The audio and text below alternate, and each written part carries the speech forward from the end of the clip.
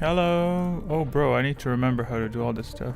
How y'all doing? How's everyone doing? I'm not. You can hear me, right? I'm good. Okay, I'm great, right? You can hear me. How's everyone doing? Hey, Temple. Hey, Spud. Hey, Fashion Blank. How, I'm back. How long were you gone? That's great. That's great. We can we can end the stream before something goes wrong, because I set everything up, and I'm like literally. That's why I was 3 minutes late. Thank you. I said I dare not even touch the microphone. How long's the countdown for the vid? I have no clue. When I will it, that's what the countdown is. I can just slam it right away. Oh, I hate that you can't see that fist on chat. Hey Dwayne, how you doing? But yeah, I'm a bit nervous because literally 3 minutes before the stream started, I was like, okay, let me just check if my microphone's working. Dead. Okay, I touched my interface. I moved it a little bit. Instantaneously, everything froze. So I'm like, I think this PC has gone through a lot. I think it needs a break. So I'm even nervous. So if I at any point freeze, crash, obliterate myself, you know what's up. But yeah, hey, Project Shift. I hate that I can see people's ats.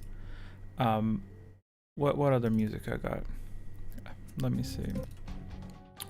Oh, it's quiz music. Okay, that's good. Good for me. I have 35 minutes of quiz music. That's fun. That's great. It's great music. But yeah, everything's set up. The video is going to be, it's gonna be live by the end of this stream. I'm gonna just tick it on, and that's it. It currently has it currently has 100-something views, I think. It currently has 100 something views from members, 185, almost 200 ish, so that's good. I've fallen off since entering, so it'll be nice to catch up. That's great. That's great, because the best parts are exactly where you dropped off. I have no memory. No, it's 180 views. It's not that many members. I will not disclose how many members there are, but I don't know why. Whether I should or shouldn't really does. It doesn't really matter at the end of the day. It really doesn't matter. But it is around that digit, so it's not, which is weird. Let me tell you, YouTube is very, very weird, because the people view, and I've noticed this in other videos as well, the longer form. People tend to view stuff in breaks, you know. Oh, I scrolled that. They view stuff in breaks. So typically, like for instance, on the Revan video, people will, I don't think anyone realistically watch the whole thing. They will just watch like 30, 40-ish minutes, then take a break, then come back, and then YouTube counts that as a separate view. So the view count is more than twice currently on Surik than there are members, you know. But yeah, all fragments are stacked up. I think someone noted the length of the video on Discord, so it's going to be interesting to see people's reactions to that once it's up. Definitely longer than Revan's. Not twice as long, regretfully, almost, but not twice as long. I will say definitely a lot more work in it per hour, let's say, than that.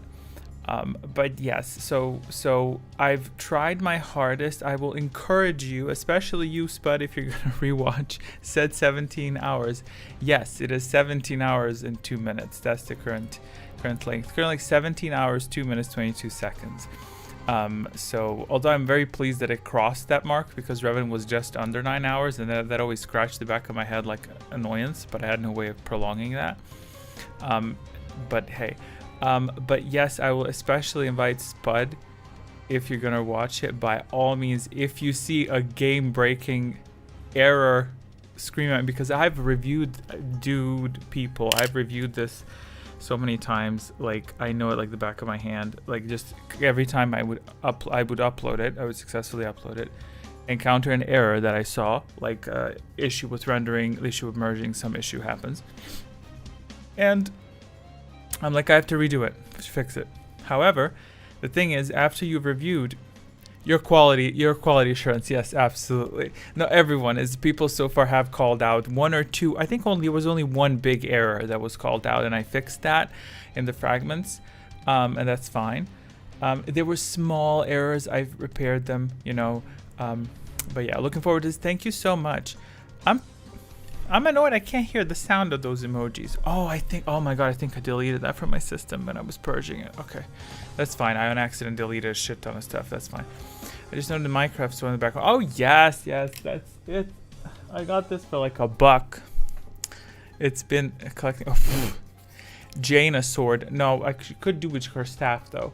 But this is cute. It's cute decoration, right? Don't you think? And very simple to construct too. But yes, every time I would watch, let's say I would review 15 hours of footage, for instance, and then I find an error. I re-upload it. I can't simply continue reviewing from 15 hours forward because I don't know now if during the reprocessing there was maybe an error within those previous 15 hours. So I have to review the whole 15 hours again and then continue to review after the 15 hours. So I'm just exhausted from that. There are, I don't think there are any visual errors. The last error I fixed, and I think I wrote that in the video description, the last error on record that I prepared was when Visas and Mandalore are talking on the Harbinger, and his colors are on her font, on her text. That was the last error I had to fix. That was the last error that deemed it worthy for me to re-render not re-render, I didn't re-render the whole thing, to re-merge everything.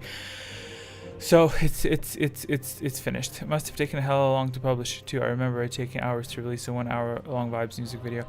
It was, hey Philip, how you doing? It was, did you see the length? Did you see the length yet? Well, I didn't publish it, so you can only see it in chat if you scroll up. This is taking a release of a 1 hour long video. You know how long it took? It took to upload.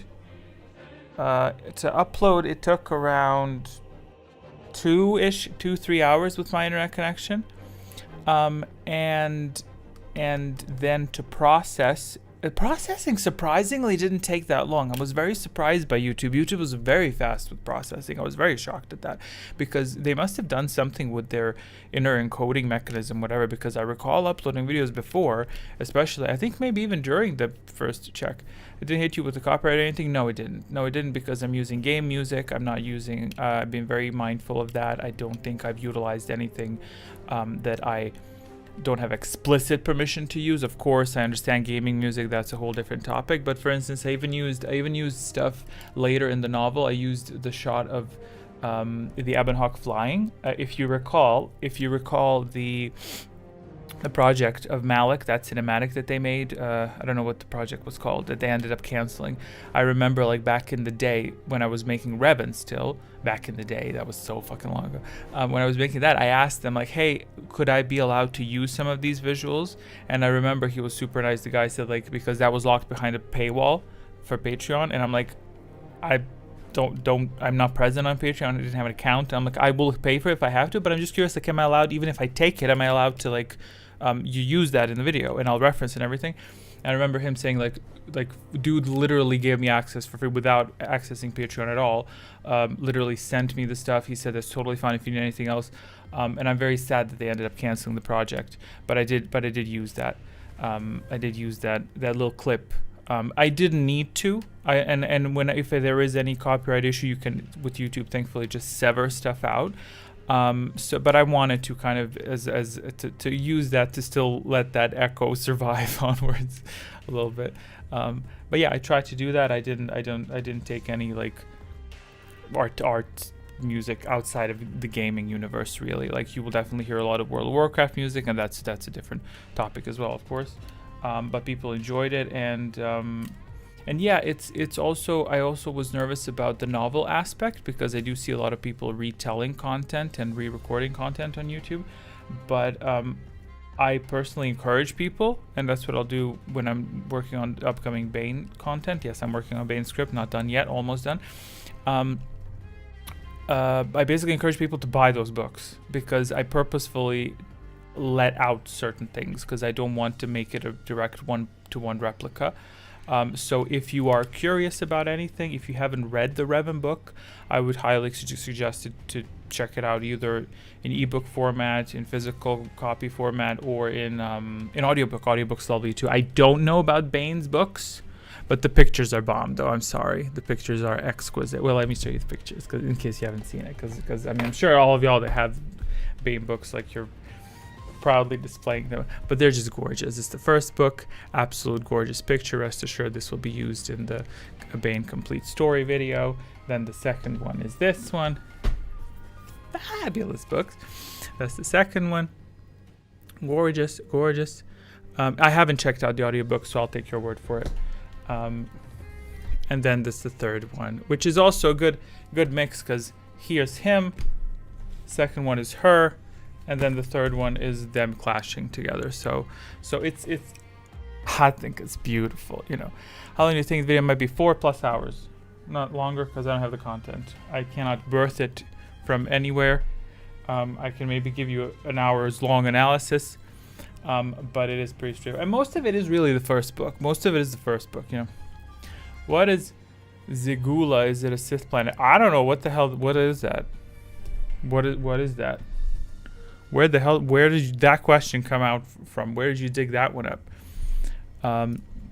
But yes, I will be still keeping an eye out on the Surik videos errors, even though I've checked them out as far as I could have. And if there is an error, I will. If there is a really huge error, if there is some error that makes me want to rip my head out, I'm gonna from Eternal Empire. Zakul? Are you talking about Zakul?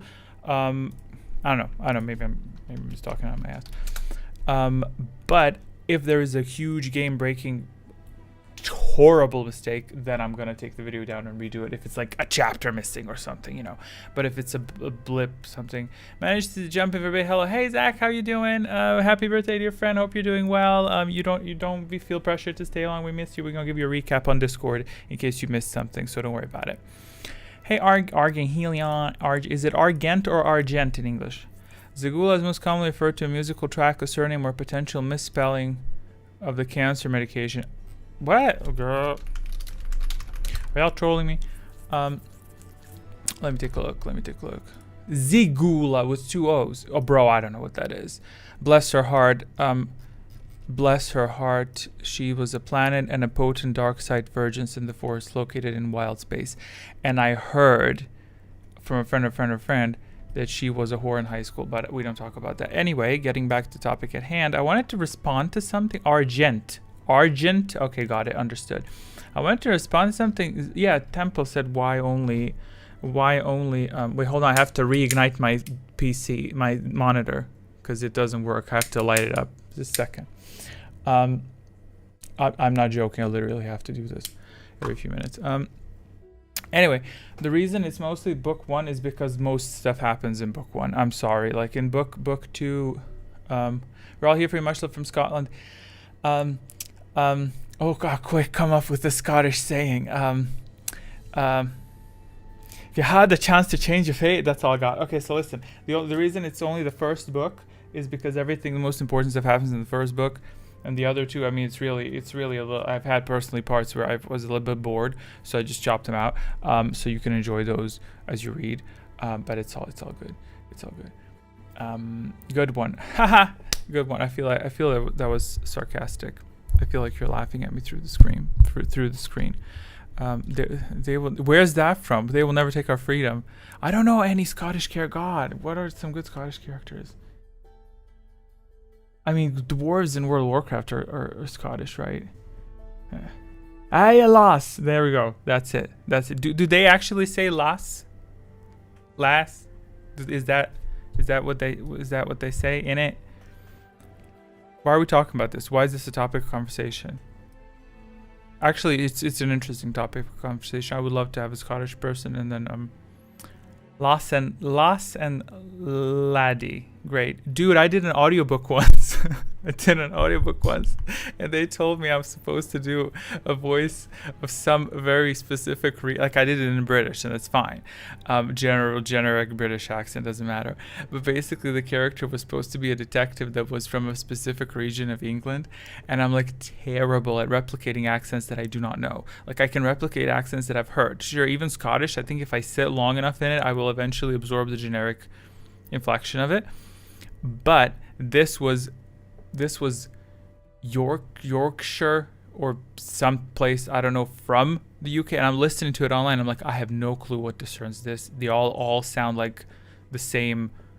There's royal. I love that. I love that. That's so cute. That line. I absolutely love that. But I basically did it, and the lady, whoever the author, because it wasn't really a big book, it was just someone doing it for fun. She was like, "It's okay. I guess it's fine," because the guy is supposed to be making a mockery out of an accent, but I'm guessing a non-English speaker who is not native British, barely doing a British accent, attempting to create an inflection of mocking an accent from Britain that is not Royal British, sounded ridiculous. So I'm terrified of doing accents. That's one of the reasons I'm a bit scared of audiobooks that do not require narration, because I think I got narration down. Like the Bane stuff, I think you're gonna enjoy it. The same thing as with the Surik. I think I have that nailed down. But when it comes to voice acting roles, that's a bit, it's just something I've evaded. I guess it's something I probably should focus on and attempt to develop. But, it's okay. It's okay. I often confuse Scottish with Irish accents. Yeah, I do too. But we're not from there, so that's fine. Which realistically, also speaking foreigners, from my perspective, would also confuse the Serbian English accent, the Russian English accent, what else? The Hungarian English accent, whereas for me, it's very easy to discern those, You could do a better Beo than the original. He's kind of sleepy in his original role. Oh, Beodur. Well, his voices, I think, the way they did it as well, it's not only the voice is fabulous, but it's also a mix of his low speaking and also the adjustment of the gain of the microphone and everything, because he does speak very quietly, like he just lowers his voice. Like, I don't know what. Yeah. When we were talking to Adden or something, I fail to understand the reference, but I don't doubt that your explanation will prove worthwhile. It's just that, it's gorgeous. So it is that style mixed with his Russian is the easiest, just stiffen your throat and forget all the A's and N's and the. It is iconic though. I don't know the difference between Polish and Russian English accents, but either way. But yes, so I liked his voice, very ASMR. It is, although I was really surprised, and I don't mean this as any offense, how old the guy was. I was really surprised, because at the end, I did statistics at the end of the video. So P.S., this is a shout out again to all the members, which I will obliterate the comment. There is a comment for any member that did not check out the comment on the video. I will obliterate that fully once I publish it. So if you want, you can just now glance at it and take a snapshot, whatever, because I included 2-3 timestamps of stuff that was added, because new viewers won't see the difference. They'll just watch everything. But basically, I included credits at the end and summarized stuff. And I was really surprised when I looked up the actors for I got beef with Jennifer Hale. I'm about to talk about her. But oh my god. But basically, I was really surprised to see the actors and how they looked, first of all in positive, nothing negative at all. And even if it was negative, I wouldn't tell you because I don't want to sound like an asshole. But it wasn't negative, really. But I was really surprised at how mature the Beodur's voice actor was. I did not expect that. I also didn't expect to hear Jennifer Hale. With Jennifer, I got beef. I got beef with this woman. This woman haunts me. I was playing World of Warcraft. I swear to God, in the past 3 hours that I played World of Warcraft to chill, I think I've heard this woman 3 times. She probably doesn't have voiceover for that many characters, but I see her everywhere. I see her. She voices a character in Overwatch. I've heard people said. I think she also voices stuff in Mass Effect. I knew it. That was coming. I hear this woman everywhere. I think at this point I'll go to sleep and I'll hear this woman because I heard her there. 10 out of 10, I guarantee you she voiced something in Avatar The Last Airbender. I'm willing to put money down on this, that in the show she spawned somewhere. But she's everywhere. In Star Trek, female, everywhere. Can't run away from this woman. And I think she did multiple characters in different games as well. Because in World of Warcraft, I'm like, there's something off about this character. And she was trying to do like if she speaks like this, yes, I'm Bastila, yes. In this other character, she was like, hello, how can I help you today? I'm like, that sounds fucking weird. What the hell is that? And because I knew her voice. And then I just see in my head Bastila trying to sound cutesy. And I'm like, I know this woman like the back of my head. Although with that said, she's an iconic actress. She does a fabulous job. Very talented, gorgeous. Yeah. one of the biggest actresses, absolutely. But Jesus Christ, I at this point, I'm waiting for her to spawn in my dreams. I can't. I now need to know, did she voice somebody in Avatar: The Last Airbender? I just need to know.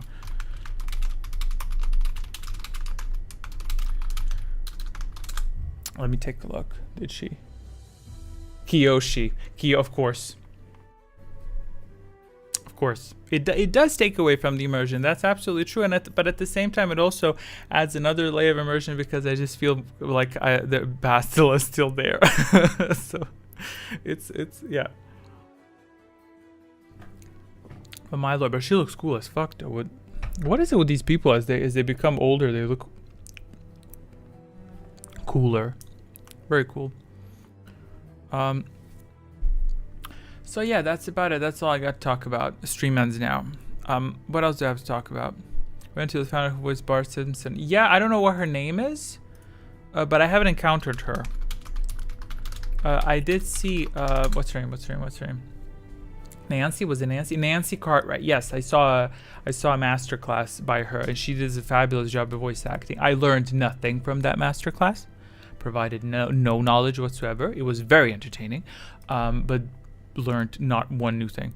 The older people are, the younger they try to be, I think, which is understandable. Well, not necessarily. I don't think necessarily. I think you're right. I think a lot of people do try to do that, but I think also a lot of people, as they age, especially for me, what was a big clicking point was that I'm now 32, and then recently, when watching people in reality TV or stuff that I've seen like years before, and not understanding their behaviors, thinking I'm missing a piece of the puzzle. Now I'm thinking, hey, I'm literally their age, and I wouldn't behave that way.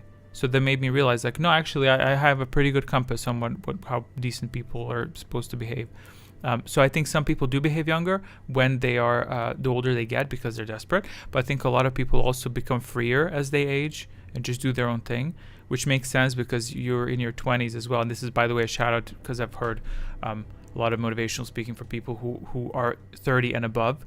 When they said if you've managed to reach 30 and you didn't fall into a huge debt or some huge cataclysm that fucked up your life fully, like you've kind of evaded the trap of the 20s, because in the 20s, and I can definitely confirm this, mentally you feel like you're missing out, like you need to catch up with people, like if you've missed out on either a year or two of college, or you didn't do something, or you didn't get a big job, like you think you're late. But in reality, it's no, that's fine, you're cooking. When you hit 30 plus, then it's like, okay, now we know what we hate, what we like, what we want to do, what we don't want to do. Now let's start cooking. And that's when you see a person that's 30, 40 plus. I'm actually looking forward to my 40s. But it's like a well-established person that was now all the pieces click and let's go. Now do what you want to do. I think my favorite thing about Jennifer Hale is that you can track her progress by playing the Mass Effect trilogy. In the first game, Shepard VA was better than her. Oh. There were multiple. Oh, you mean the male? Okay. In 3, she surpassed his performance. Oh, that's gonna be interesting to observe. I've kind of life starts at 40, so I've heard. Well, you know what? Let me tell you, it starts at 40. I think it starts at any given age when you figure it out. This is what I saw, like, because I like watching TikTok. I think a lot of people follow this nonsense belief. That's my opinion. Nonsense believe that you're supposed to behave a certain way as successful people. Like when they say successful people wake up at 5 a.m. and go to the gym. So you need to mimic that. Yes, you probably should mimic that if you understand why they're doing it. Like I saw a clip that was saying, like, you should get up and make your bed first thing in the morning, because that counts as a completed task. And then you can reward yourself and you can feel like you accomplished something very early on. And I'm thinking, I can understand the mindset. That mindset does not work on me. That's not something that works on me. The issue is, I think people tend to look at, like what you said, starts at 40. People will literally wait for 40 to click and then think now everything's supposed to change. And when it doesn't, then it's like, why I'm suddenly depressed. It's kind of the same with weight loss as well. Alongside everyone that was fat or is fat, you think that the second you stop being fat, all your problems dissolve. But that's not how the world works. It's almost like the result of your problems dissolving is you learning to figure out how to lose weight and how to get your life in check. So life starts at 40 if you do the work, if you do the homework to put all the pieces together, if you figure it out, you know. Hale's role as Mass Effect was pretty good. I usually like the male. Okay, I mean, I can't comment because I didn't play it. I can see why people view her role as superior to the male, but it's obviously something you'll decide on. Yeah, I will. I mean, it depends. I do have definitely a preference to her. Am I the only one going stutters with the stream every 5 minutes or so? I would not know. I don't think that shouldn't be my connection. I'll check if I'm... The other day I was accidentally streaming twice, but it wasn't lagging. It wasn't lagging. So it doesn't make sense. Because I don't think it's my connection, because I wasn't lagging with 2 up streams. No, this is just one stream. Let me check. Maybe I accidentally streamed to Twitch as well, because I have that set up. I think I'm okay. Yeah, I don't think it's really not something I can affect. Yeah, I'm afraid. Okay, you just heard my voice for a split second. Are you missing out too much, though? So from today I'm switching to Brave. What the hell is Brave? Try to refresh and I'm bombarded with ads. Oh, like on YouTube? You got an ad? That's weird. I tick monetization on, so I can manually not put ads in the middle of a stream. Otherwise, I think it deploys ads automatically. So very weird. Listen, I'm so sorry about that. Well, I mean, I'm not sorry. It's not my fault.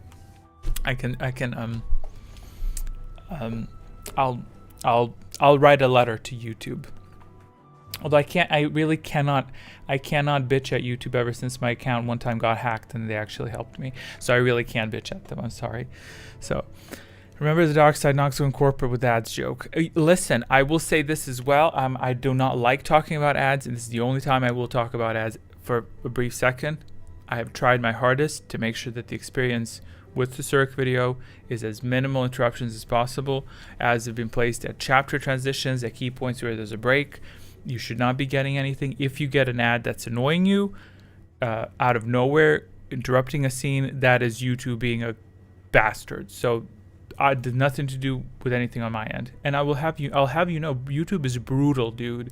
Brutal. Because when I'm setting ads when you set ads on any video, you can tick automatic AI setting.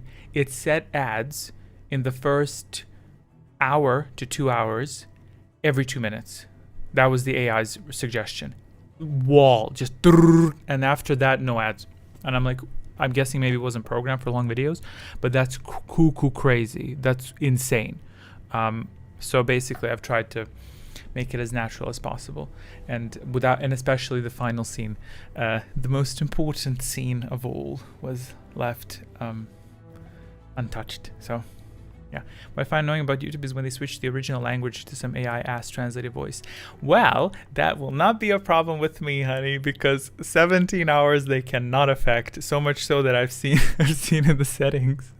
It said this video cannot be auto translated. I think I felt a hint of attitude in YouTube's voice there, where they were just like, I'm not translating that. I'm not working on that. Get it out. I don't care. I have enabled auto translation of subtitles is good though. However, I will pat myself on the back and say it's good because I've used accurate punctuation throughout the subtitles. I've definitely invested extra work. I put in a lot of work to create accurate subtitles for the 17 hours and make sure that they're synced. And you can use them to automatically translate if you're going to share with someone or not, or if you can't see the subtitles. If you're 25 plus and you're going blind and old, you can set the custom size. I can't hear that. I hope you can. Oh wait, no, I can't hear that. That's annoying. Hey, well, welcome to. Can you hear that? Did you hear anything there? Did you hear the sounds of this? Because I heard nothing. I hope y'all did hear, but no sound there. Okay, that's fine. That's fine. I think I accidentally deleted it, but it's a lovely animation. Thank you so much, Will, for becoming a member once again. Welcome to the Force Sensitive Squad. You can use emojis. You can view the full video in advance for the next 30 to an hour until I'm not a thing. Yeah, I'm so sorry. I'm so sorry. I'm so sorry. What I can do for you though, I can go. What the hell is this? Oh, that. What was that? What was that? What was that, you guys? What was that, you guys? That was a super chat animation I neglected. I did not open this stream in a long time, so now I'm like curious, like what are these goodies that we have here? Oh, this is when a super chat is detected. Oh, that's nice. What else do we have? That's really interesting. Oh, that's Kreia. Yes, absolutely. You are very on point. Actually, that's actually fake fan. Actually fake fan. That's not Kreia. That's a vision of Kreia in the Tomb of Ludocrash. Fake fan. Revoking your membership. You're no longer allowed to use animations. I also had a sound of Kreia, but I think I deleted that. Yeah, I think I deleted it because I purged a lot. You'll see that in the end, but I'll spoil you now. The size of the original game of Knights of the Old Republic 2 was, I think, 4 or 5 gigabytes in total. I could be mistaken. But the size of everything that I've put on the disc with mods and with everything, it was around 50 to 60 gigabytes. Plus all the recordings that I did. There was a lot of recordings. I have thousands of files. So I definitely took a second to purge my memory banks from a lot of recordings and stuff. Backed everything up that was rendered, thankfully. Yeah, so I did sadly lose, but thank you so much for the membership. I will not be pausing memberships, even though there will be no new content on a monthly basis. I don't know actually how Bane will go, so we'll see. But the reason I'm not pausing them is because you do have access to emojis and you can post them in videos, and sometimes people do post in the comments and stuff, so I don't want to revoke that. But I've posted in the community tab for members saying, like, if you are a member, in order to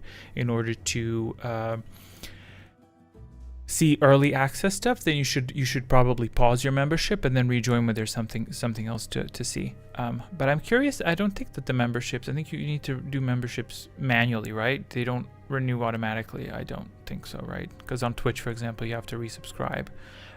Yeah, Bane, Darth Bane. It's a person. It's a person. This gorgeous nun. It's a nun. It's a gorgeous nun.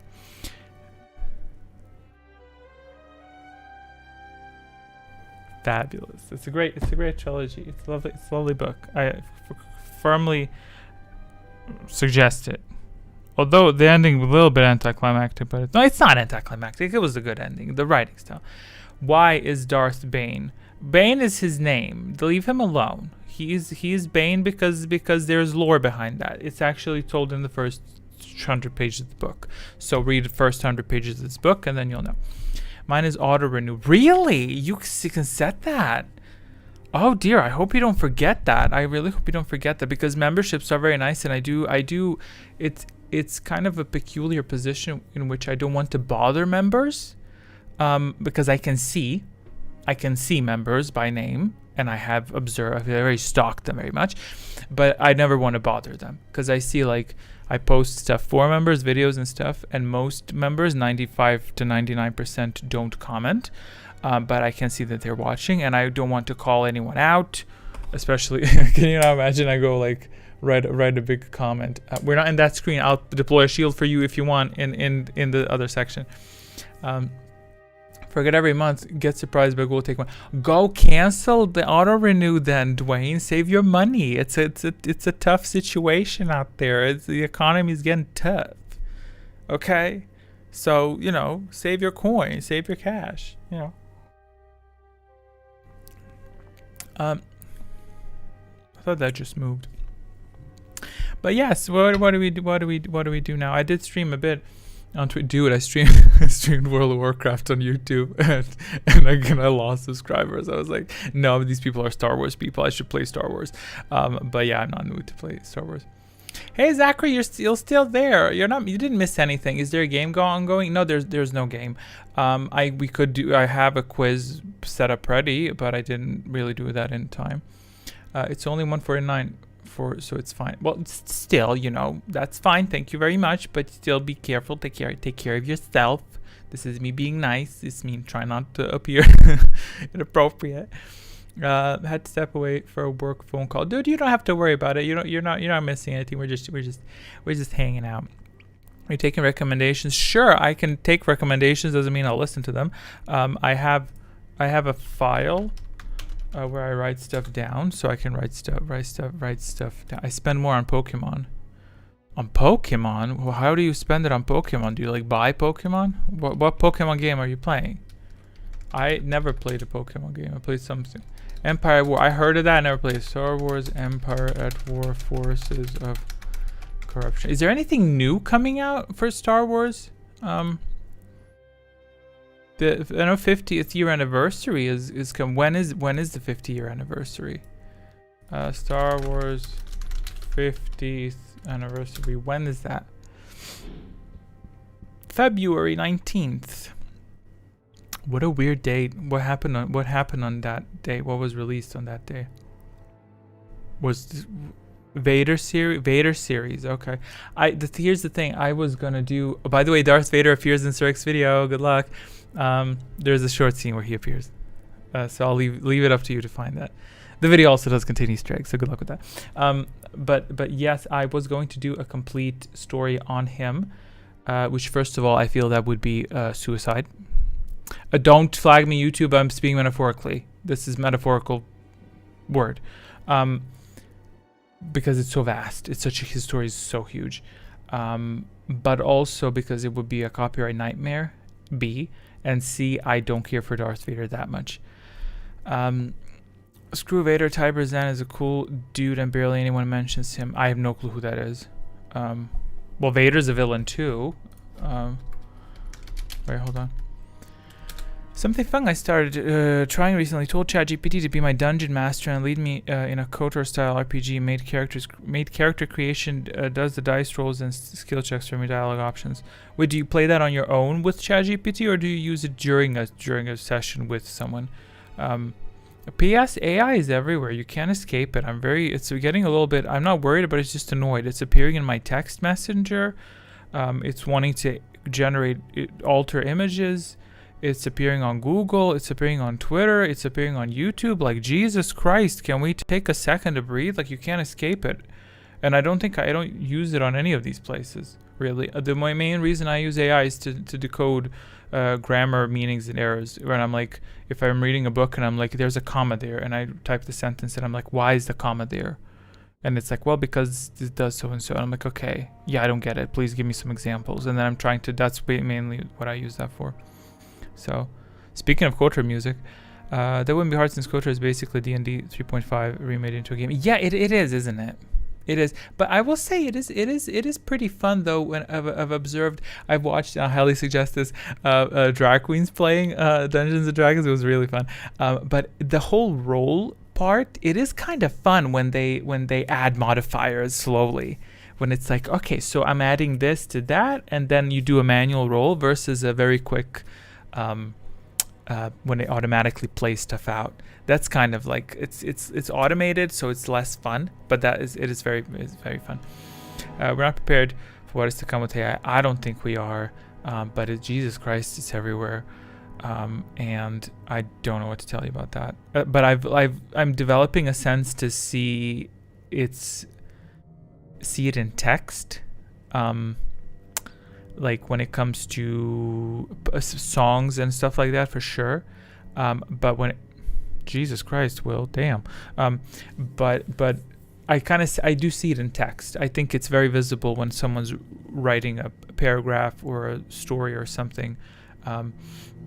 Very distinctive patterns of and I'm not talking just the M dashes that people said. I mean the feeling of the tone of the sentence when it feels like it's just going on, just beating around the bush. You know, I used to not understand or appreciate the modifiers that much, or how the equations and dice rolls work. Now I nerd out on it. Very interesting to me now. Yeah, I revisited the quizzes. The quizzes that we played kind of had that element in them, because they have a role, if you will, that locks in as the player plays. I pre-roll everything before the game, so it is something that I cannot transfer sadly to the stream as I'm talking to people.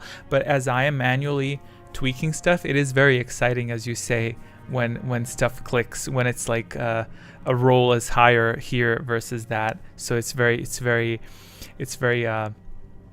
it's very niche satisfaction that I can't carry over. It's kind of the same niche satisfaction as hearing Jennifer Hale in World of Warcraft, where it both annoys me and it also gives me a degree of satisfaction. But in order to explain that to someone, I would first need someone to play Knights of the Old Republic, you know, and also potentially also edit a long video from Knights of the Old Republic. So it's a very niche feeling. I had to resort to AI to solve. By the way, Will, for your Pokemon cards, that's crazy. However, if spending that much money on Pokemon cards gives you a high, then I'm all for it, because I have I got a big high spike purchasing lightsabers. So I got this and the other lightsaber hilt that's over there that y'all have probably seen before, and in total it was like few $100. That was like, it's just a metal tube, and it has well, this one doesn't have anything in it. You could, I mean, I could eliminate someone with this though, because this could cause some serious damage like this, and also it's pretty heavy. So hey, you know, but so I approve. So I approve of the coin spending as long as you can afford food. You don't have to buy the food as long as you can afford it. So put the money aside and don't buy the food. But as long as you can afford the food and rent, that's all good. Have to manage resort to AI to solve a minor subplot in my books. While AI does have decent and logical ideas, the delivery and writing it leaves a lot to be desired. Yeah, sometimes it could also fuck up the logic as well of the storytelling, and it's also something I think as writers and creators as well, because writers of books and stories and movies as well. I do think that it is a skill that transcends a little bit raw knowledge of writing. Like, for instance, I read a novel writing book which I will have utilized in the Bane script writing, and I will utilize in my own book writing at a later point as well, where basically they give you guidelines on how to properly construct a book, but it still says some people do have a very clear vision of their own. So it's important that you observe rules and you're aware of the rules, but also be very, very conscious when those rules need to be bent, because that's what artists do. I'm not a painter, so I don't possess that talent. So it is interesting and fascinating to me to observe painters who produce art. Like when they decide, you know what I'm going to do, and they just smack the picture. And I'm like, I love seeing that, because you know what you're doing. You got your own rules and you know what you're doing, you're confident, and I'm going to sit here without that talent and observe you. And that's what I think I have in terms of I'm developing in terms of writing and editing and stuff. Because at a certain point you're like, why not put something? That's what I did in Surik. I don't care. I was like, why not give Surik a dream? I want to see what Surik dreams. Let's see it. And when it all clicked together, I was like, I'm very happy that I did that. I absolutely enjoyed her dream. It was fun, you know. Basically, master. What did you say? Wait, hold on. Hold on. Pastor Malik said something. Hey, I buy soft clay because it's pleasing to touch. We all spend money on something. I feel like that's how he said it. Well, some of us spend it on clay because it's pleasing to touch. Others spend it on bread because we need to eat. I don't, because I'm fat. Dude, I can't lose weight. What is this? It's very frustrated. I'm very frustrated. I did lose a lot of weight though. Basically, master setting Pokemon one sets of cards. How many cards do you have? But once you're done, do you have a Bulbasaur card? I'm not really going to be buying their sets anymore. I might try for Japanese versions of them, but that's because Japanese cards are a lot cheaper than the rest of the world. You can't say that. You can't say that. That's offensive to the Japanese people. Hey, how you doing? That's Keep Smiling right there. I know her. I know her name. I know her picture. There's nothing in here. I should have gotten that lightsaber. Oh, this helps talk though. I'm better at twirling with my right hand. I haven't twirled a lightsaber in a long time. I should probably do that, but then I have to charge it, and I'm scared every time I charge it and turn it on, it's gonna break because one of my lightsabers broke. But yeah, I do miss that. So yeah, we're just talking about cards. How many cards do you have, Will? And what's the most expensive card you bought? Because I need to know that. Yes, I am Keep Smiling. Hi, how you doing? I'm very irritated that we can't see here their emojis. You can see that on YouTube chat, but Oh well. But this is a nice format, don't you think? These chat things. It's more or less what the Japanese people hate the scalpers, so they fight back. I don't know what scalpers are. I'm gonna assume they're rodent-looking people who want to steal cards of high value, because that sounds entertaining to me. What are we done with it? What else do we have to talk about? I don't think we're gonna do a quiz. I don't think y'all are in the mood to do a quiz. Plus, I think I forgot all the stuff. I can take you to the quiz area to revisit animations. But they buy all cards and sell at major markup. Oh, got it. Understood. Yeah. I saw some people selling cards on TikTok. It was very endearing to see a 40-something-year-old man with a family acting like a kid going around selling cards, buying cards. That was very endearing. It's nice. Yeah. But those are like people that actually care about it. I broke it. No, I didn't break it. It's just, you can unscrew it. It's fine. I have 3 different sets of Pokemon cards because yes, they're all the same type of Pokemon, but they're just different sets with different abilities. See, that sounds like something an addict would say, a hoarder would say. Like, I have 10 wrappers of the same candy, but I just need 10 more, you know. And currently, I'm working on perfect order and chaos rising in pitch black. Okay. Scalpers are people who buy products and resell them for marked up prices, like buying movie tickets for something expected to be sold out and then selling them. Understood. Okay, I'm familiar with the concept. I did not know that's what it was called. Like, I know that people do that with concert tickets. Movies officially sold out. It's illegal. This is illegal in front of a place. Wait, I'm sorry. I feel like I missed your... Oh, yeah, I missed your message. Yeah, you're continuing the message from above. Understood, yeah. Once the movie's sold out, yeah, they do that. Only cards I have are the original set of Pokemon cards first gen. Damn, I'm old. Maybe you could sell those, though. I don't know if those have much of a value. I really don't know. Maybe they have to be, like, in pristine condition or something. Maybe you could sell those. Maybe they may... Yeah, that's interesting. Yeah. Yeah. Huh. Where is your saber from? I recently got on Peacekeeper Armory's limited KOTOR saber hilt run. It's incredibly accurate to the in-game hilt model. Which KOTOR? Which KOTOR lightsaber? Like the standard one? And I'm so excited to get it. Ooh, what did you get? Which type of core did you get? How much did it cost? Well, because the price usually depicts what it is. Is it Profi core? Is it that? Is it what's it called? Xeno, whatever. Is it NeoPixel? Is it just a plastic tube? Like what is it? What is it? You have to tell me everything. I got this from... Oh my god, I don't know where I got it from. Padawan Outpost, I think. Or I checked out their stuff. I'm not certain. I know the guy that was selling it was from Latvia or Lithuania or something. Tube. What does that mean? A nerd's remorse. Any relation to weapons remorse? I checked my cards. They're all cheaply made cards, not worth a thing. But you don't know that. You know? I haven't bought any actual cards. I have only bought packs. See that you know Will is not AI, because AI would never put plural after an article. Okay? Well, singular. Definite. No, that's not definite. A is indefinite article. The most expensive card I've currently got is currently Louis Clefairy, which if I was to sell at a retail price is $350 something. Clefairy. You know what's interesting? Do you think that you could keep that as a like a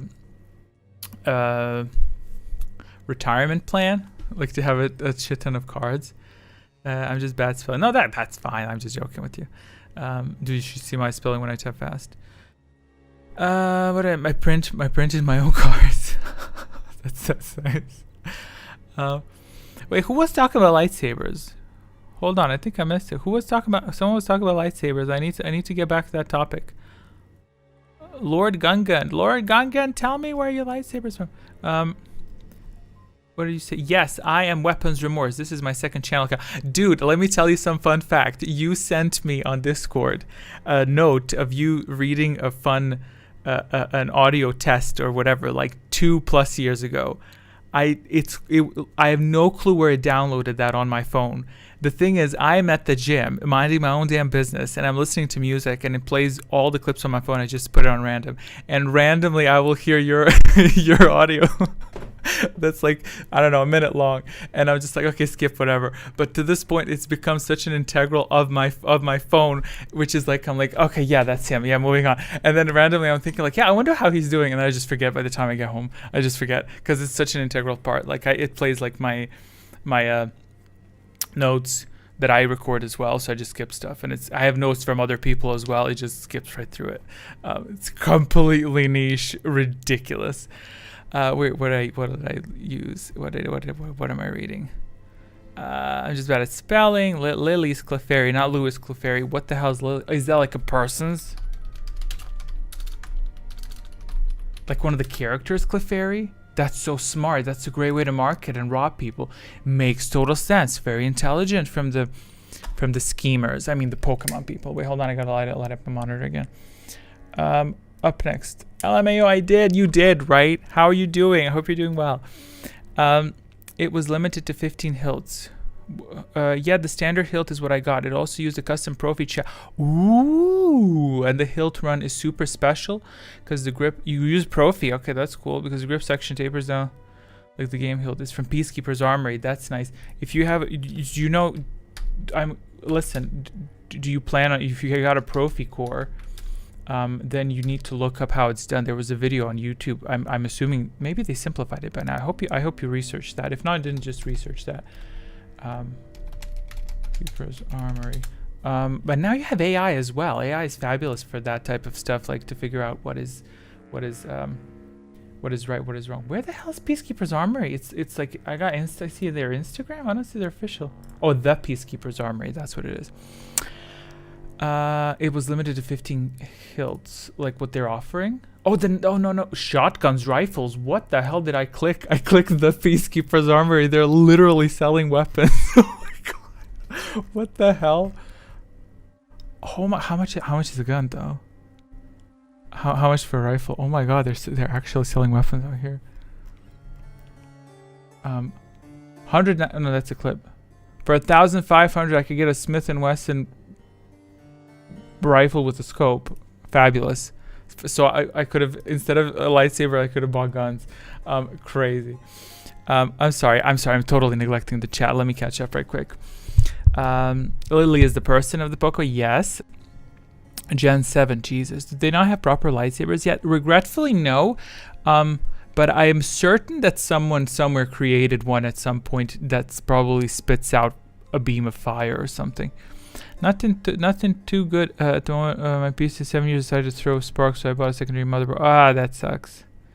Yeah, as long as you can save up the memories and stuff. That's really terrible. I hate that. Yeah. Oh god, I hate that. Sucks. Next year with Gen 10. Jesus Christ. Listen. I'm not watching no Pokemon. I just like the first Pokemon. My favorite episode is the one with Sabrina and the telepathic showdown. That's my favorite episode. And that whole series, that was fun. There's a channel on YouTube where the guy created a literal lightsaber. Too bad it requires a bulky backpack for power. Jesus, how was the beam functioning? No, but for this, these come with their cores inside, and basically it's a bit tricky because you have to take out the core, and it's annoying. Sometimes they have these decoration shits have screws, and it's annoying. You every time you have to unscrew and screw back in, and unscrew and screw back in. It's very annoying. But basically, you have to plug that into a PC, and then you have to copy the files. It's a bit annoying. You have to have an SD card reader. So shout out to whoever was doing the what was his name? The Gungan. You need to have an SD card reader, I think, because that contains all the data on the Profi core. But I think they will, if they sent you that, they'll probably send you an adapter USB that can read that. But you have to have that. And then you have to, I think there's a secondary card that goes in that contains the sounds, because one of them contains, and you can design with the Profi core yourself. You can design custom, there's an online page that does this. You can design custom the way the lightsaber ignites. Like I myself, thank you very much, designed a custom freezing font where when you turn it on, it lights up very quickly, a blue beam, but when you turn it off, it very slowly retracts it with the sound of ice. Then there's one with the flame burning, and it's crazy. Like it's all a bunch of text that basically tells the hilt how to behave, so that's very interesting. I thought it was interesting. I don't know if you did, maybe you didn't, but it's a whole vibe. Whoever hasn't bought a lightsaber, I think it's such a vibe when it arrives. Now I'm pretty used to them, but it is a very cute vibe when they light up. Totally worth the price, honestly, just to feel that, if you can afford it. So, but now I'm curious how that worked, the whole plasma thing. And I am yet to find Peacekeeper's armor. I didn't type it in properly. I'm late on this. Jennifer Hale voiced Avatar Kyoshi in June, the bounty hunter. I did not know about. No, Serena Williams voiced the guard that was watching Iroh in the prison. I know that. But yeah, I did not know that she voiced someone else besides Kyoshi. Kyoshi is a fucking badass. I'm so sorry. Did anyone watch the live series? Oh, I didn't watch the film yet, but I also didn't watch the series. I just watched a lot of people yell at it and say how bad it is. Yeah, they focused heavily on Kyoshi. Kyoshi had cube bending in the series. The series has a very lovely visual effects. Let me try to find Peacekeeper's army. I want to see these Knights of the Old Republic lightsabers. But all of this is are there any official? There are official lightsaber hilts, right? Surely. Must be better than the Dragon Ball Evolution. I grew up with Dragon Ball around me, but I didn't follow it too much. You know, I don't know its lore. Sorry. I know that I remember when he ended up in the heaven running for a very long time. I remember that.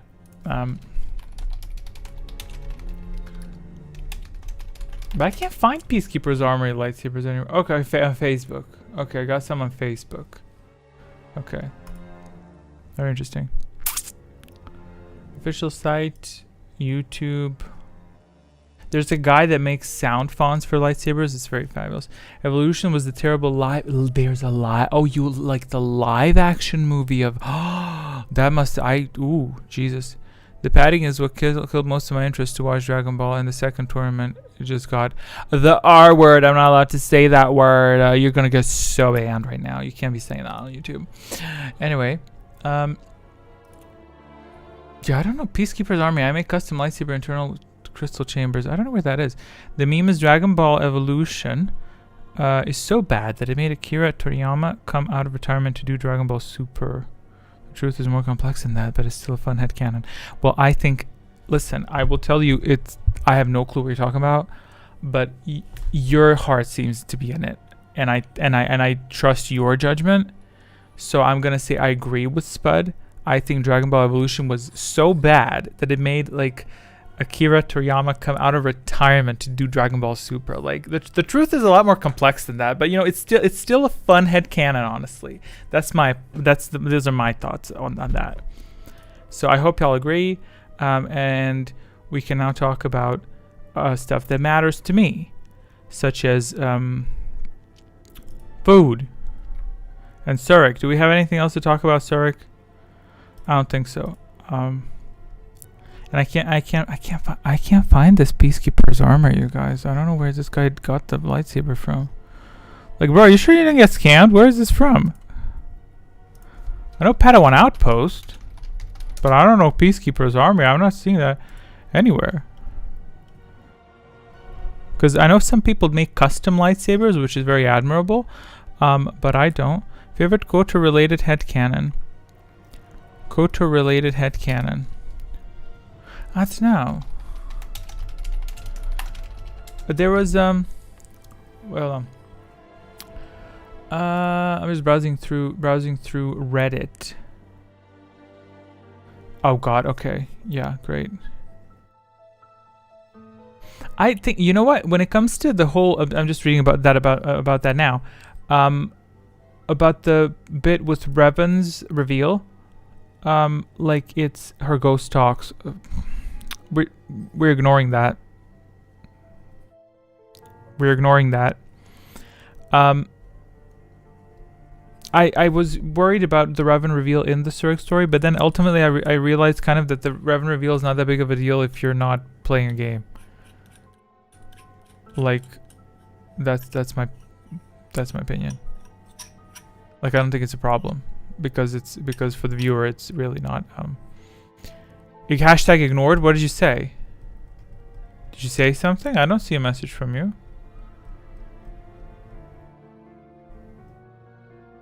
I don't see a message from you. What do you mean ignored? You didn't write anything. Or unless you're talking about someone else. You said to ignore. Oh, okay. I'm overloaded. I'm overloaded with data. I looked up some headcanons that people thought about on Reddit because I got nothing. Someone said Kreia being Aaron Kai.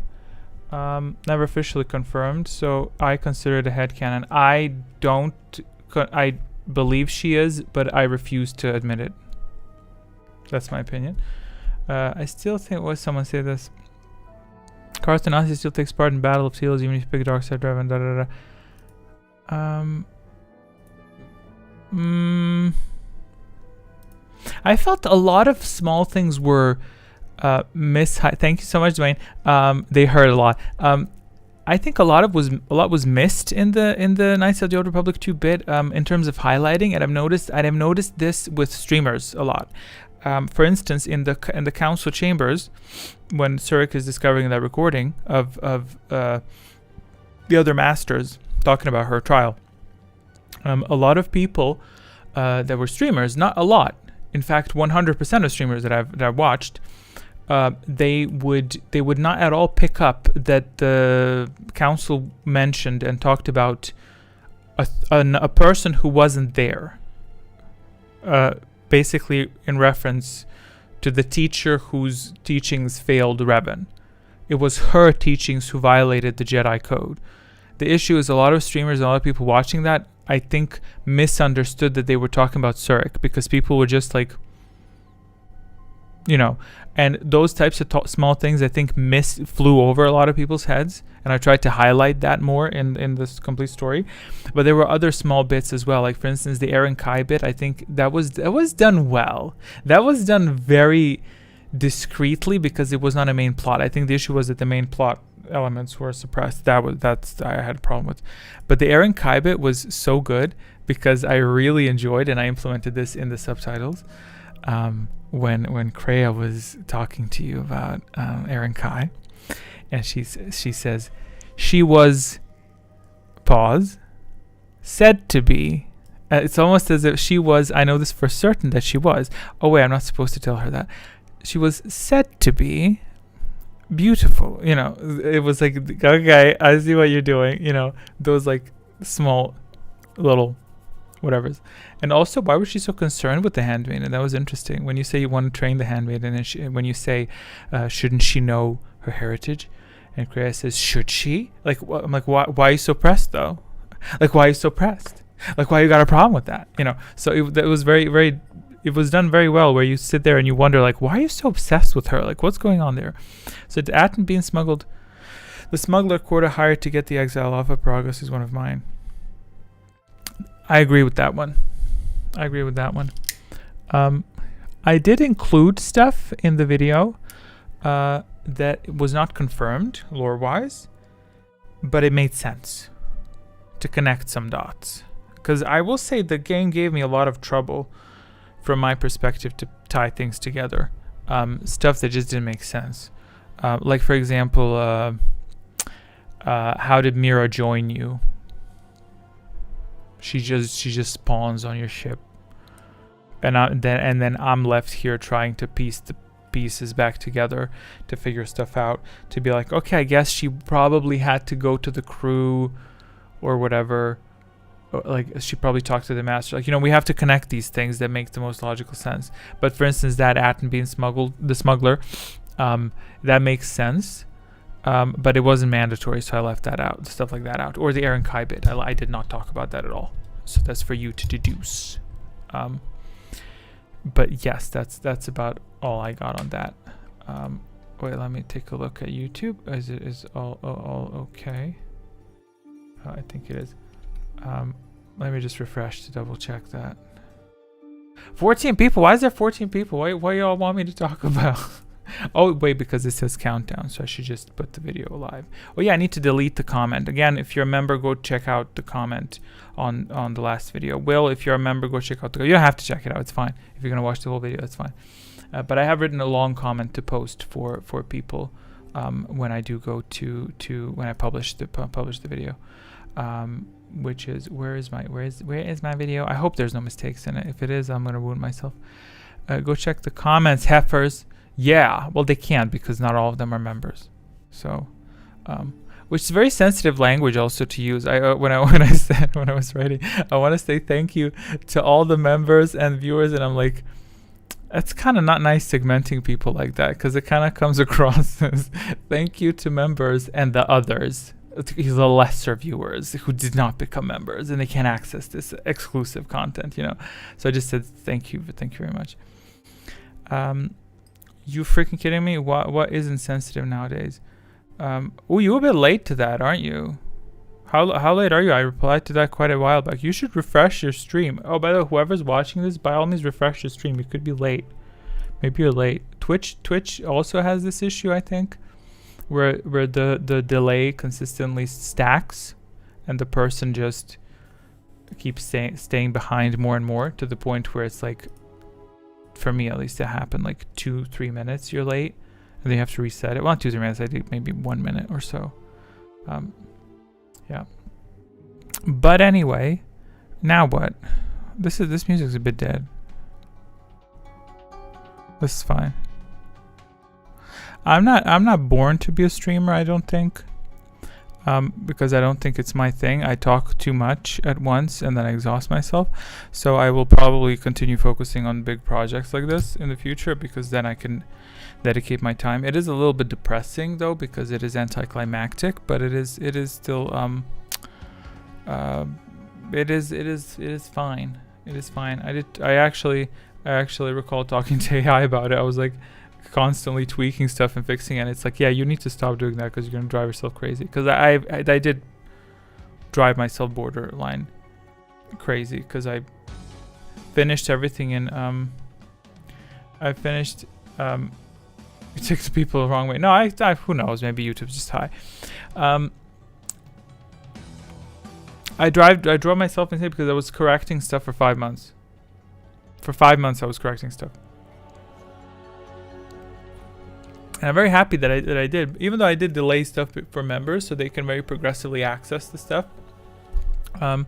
But it's fine, you know. It's okay. It's fine.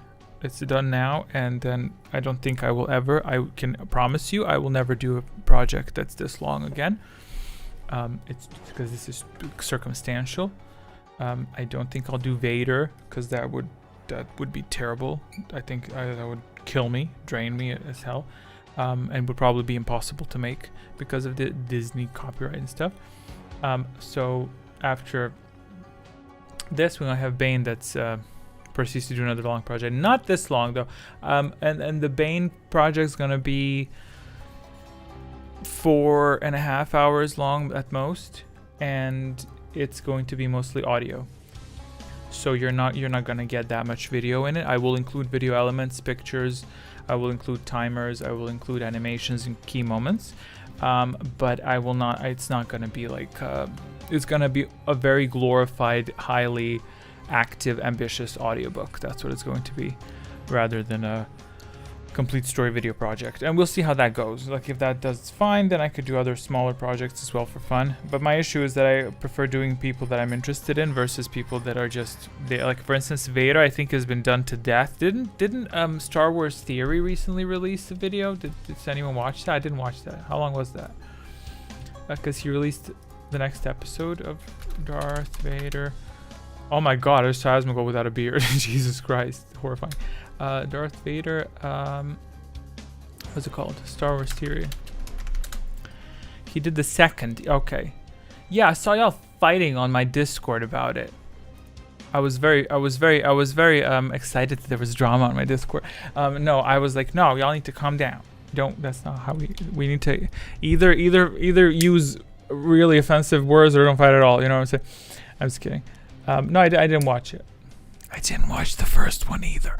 But Episode 2. How was the first one? When was the first one released? How does it begin? I don't want to get a copyright. He's like, he wouldn't copyright smack me, would he? Are those Revan's lightsabers at the start? Oh, he didn't use the text scroll. Oh, that's nice. Well, how did he produce these visuals? Did they use what's that studio called? This is fabulous. That's cute. A long time ago in a galaxy far, far away. Wait, where's the first one? Good for him though. I did watch him quite a bit when there was the Acolyte drama, but I'm not interested that much in the drama stuff. So a long time ago, 7 years. 7 years ago he did the first episode? Really? Well, let me try to find it. Popular. 30 million views, dude. He had 30 million views. Oh yeah, that one. I remember this. For me, this went like high, then it had dips where I didn't like it. But I should rewatch this. I forgot. Let me give it a like. 1.1 million likes. Well, now it has one more, and I like this one as well. I'll take a look at it. This felt like an old Republic cinematic. Oh, that's nice. I remember those cinematics. Those were gorgeous. I loved the Sith Inquisitor cinematic. Oh my god, that was gorgeous. Wait, that wasn't a cinematic. That was a trailer. That was not a cinematic. Damn. The Old Republic.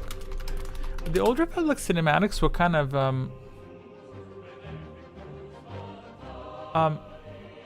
dare I say too few of them? Like, I feel they should have done more cinematics per release. But you know, Malgus, yeah, that was fabulous. The one where he kills that dude with the green lightsaber. But oh my gosh, is Malgus an interesting enough complete story? Does he have that? See, they're like crack, but there's not that much of it.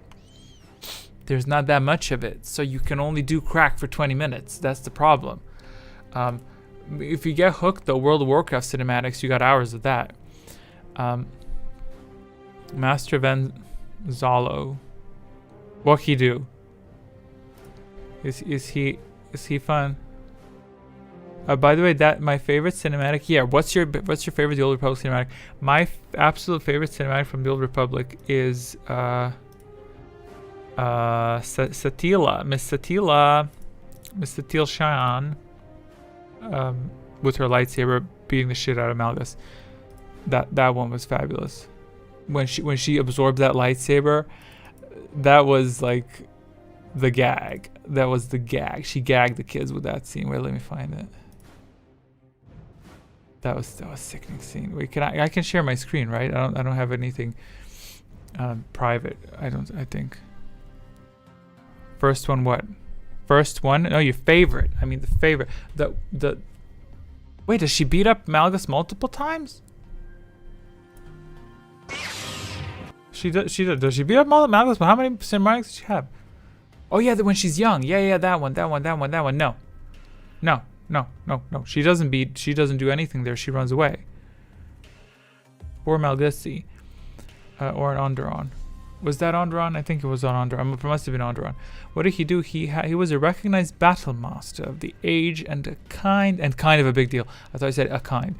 But I don't think they go into much detail in the history of how he became renowned. What I do find to be the most... Spud, I'm choking. You have to continue. You have to type faster. I'm joking. I can't. I have to continue your thought. You have to hurry up.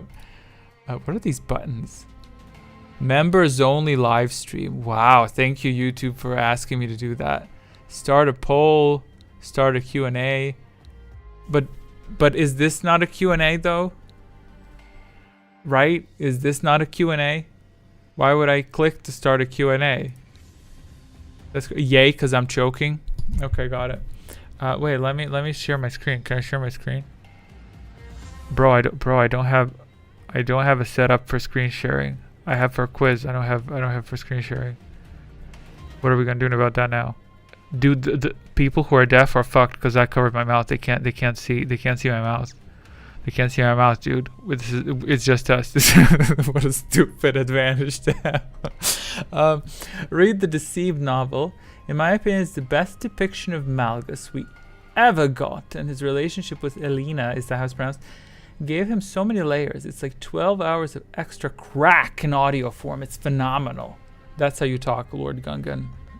It's extra 12 hours of crack. That's good. That's good. I don't think I ran into a physical copy of that book though. That's a Yeved. That's how it's pronounced, right?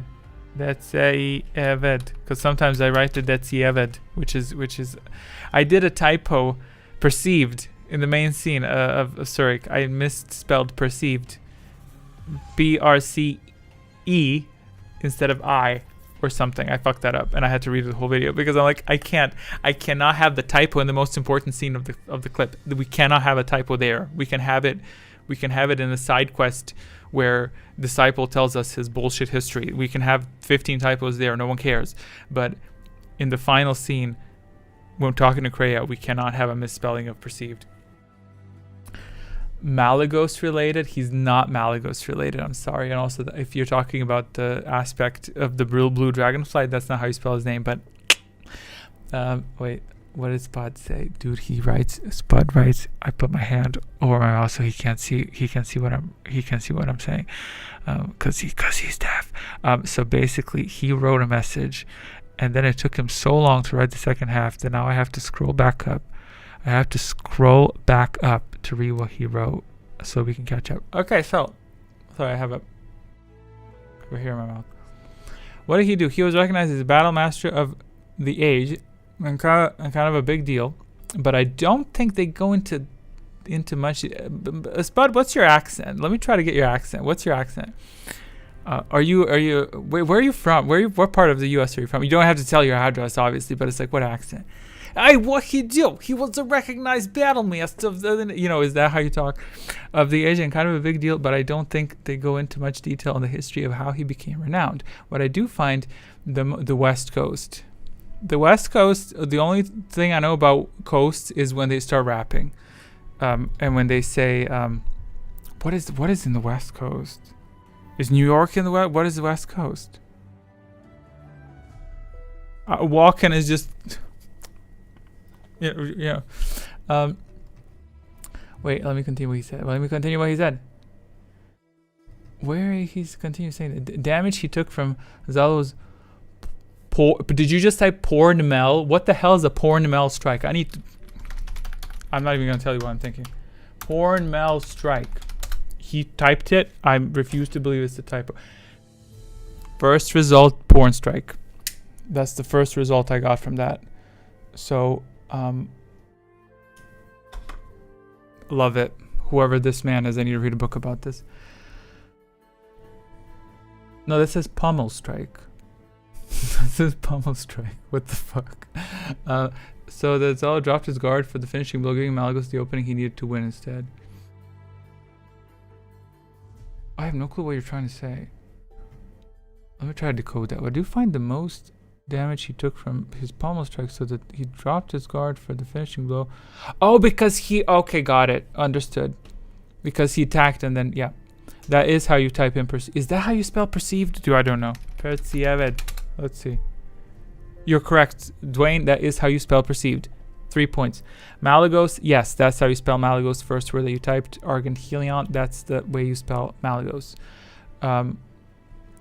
Spud said lol. Great. Nerds and More said Lamau. Magic Spud said the West Coast. Fashion Blank said ha ha ha. Sounds like Nanny Fran there. Okay. Pommel as in the hilt of the lightsaber. Understood. Listen, I think my confusion was funnier. You can actually see the described moment in the cinematic as well. There was a cinematic? Oh, was that the first cinematic? Okay, got it. Okay. I don't recall that. The thing is, I didn't know much about the cinematic. All I knew was that it was cool. And I didn't play the campaign with Malgus. So to me, it was a little bit confusing how we went from old Malgus to young Malgus, chronologically. But I never played it. I think that's where the Old Republic really messed stuff up, because it's a bit... You can't organically go through this story through the game. it just throws you around. And I think they really do a bad job there, because I don't know a lot of the story from the Old Republic, and I spawn on the fleet, and then the droid comes up to me, and the droid goes, beep, boop, boop, beep, go do this. And I'm like, okay. And I go do that, and then I do something 10 years before that. It was very confusing. So I think I probably will be reading the book, because I'm snooping out books. So that might help. But I don't think the game is very good. Did the Old Republic get better at all? Did they improve its story at all? In the meantime, I'm going to look up West Coast accents. What do those sound like? And by the next stream, if there ever is a stream, West Coast accent sounds close to general American accent, featuring the caught vowel merger and including unique regional habits like saying the before highway numbers in California. Okay.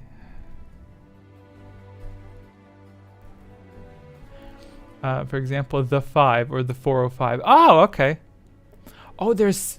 Okay.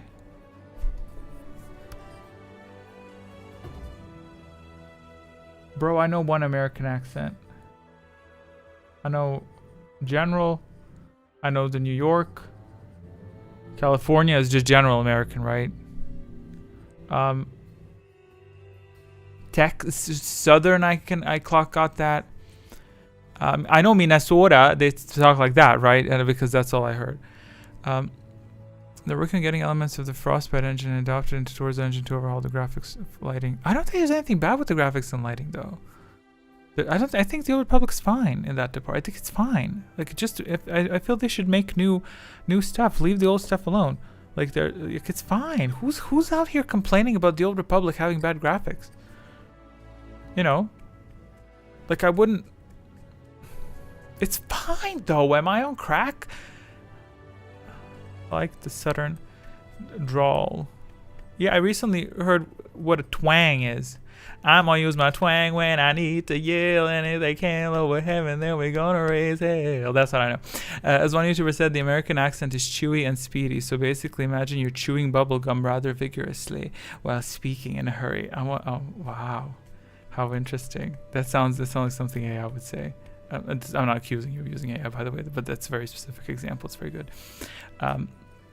Yeah, I would probably need to practice that. I should stream that. That would be a fun stream. Me learning accents, and I can make a fool out of myself trying to learn accent. One thing I can't clock is the Australian either. Arnar. That's all I got. And then I just disintegrate slowly as we move forward. But speaking of accents. Speaking of ugly hookers, the Old Republic is I don't think the graphics are a problem.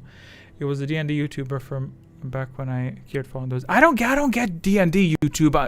I don't get D&D. It's so confusing to me because I saw someone play D&D on Twitch. It was marked as Dungeons and Dragons, and I clicked it and I was like, oh, so this is going to be, because I watched, again, highly recommend. I watched drag queens play this with a very experienced game master, and I thought it was so much fun. Them sitting there and saying like, ooh, I want to do this. And then he says, you need to do so-and-so. You need to roll this. And then she goes, I want to carry her on my back. And he's like, no, you can't because your character's too weak, but you can still try. You can try rolling, and we're going to align numbers. And then I go to Twitch, and it's literally a game where people follow a predetermined campaign. And I'm just like, I'm a bit confused. Like, I'm a bit confused. I'm a bit confused. Because I kind of like the variant where I just make up shit. Because I want to do that. I want to make up shit. But role players are very difficult. I tried role playing in World of Warcraft one time as a nervous elf, and they told me you can't do that. I was like, but yeah, but I want to. No, you can't do that. So they kicked me out. And I felt very disrespected by a bunch of nerds. A full row of 30 people pretending like they're in a military, walking through Silver Moon, and I somehow felt embarrassed. Crazy. He was actually played D&D, but now it's just a troll fest. Nobody taking anything seriously whatsoever. What would that look like? WoW is stupid. Block. No, WoW is fine. It's fine. Leave it alone. It's a fun time. LOL is also stupid. I actually don't play LOL. What do you think about LOL isn't stupid, it's cancer. League of Legends is I'm gonna say it's what's a drug? What's a good drug? I don't know drugs. I'm gonna say it's like drinking every other day. Smite is okay, dude. I could not play Smite. I could not. It was too much for me visually. I just couldn't get used to it. No, it's not cannabis. It's not cannabis. League is not cannabis. Cannabis, it's bad speed. What do you know about bad speed, though? No, I think it's like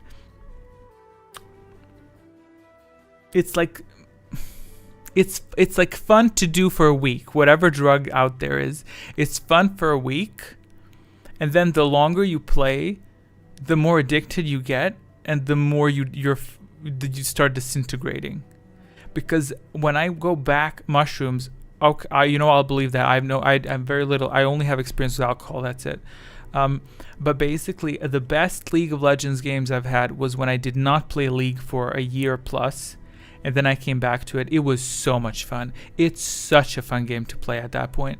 It's like I go bot lane, I play Janet with my little shield, and then someone shoots my ally, and I put a shield and I block a bullet, and I'm like, oh my god, I feel so useful. And then they flame you a little bit, and you're positive. You're like, it's okay. It's just some hater or whatever. And then you lose, but it's fine. You had fun. And then every successive game, the fun is lowered by 10%. And 10% and 10%, and then eventually the bar is in hell and you can't get out. So League is fun. Maybe you should, if you ever want to play League, you should put a timer on automatic program that deletes the game after a week and doesn't let you install it for a month. I want that. Is there a software out there that does that? We just cycles through games. That'd be fabulous.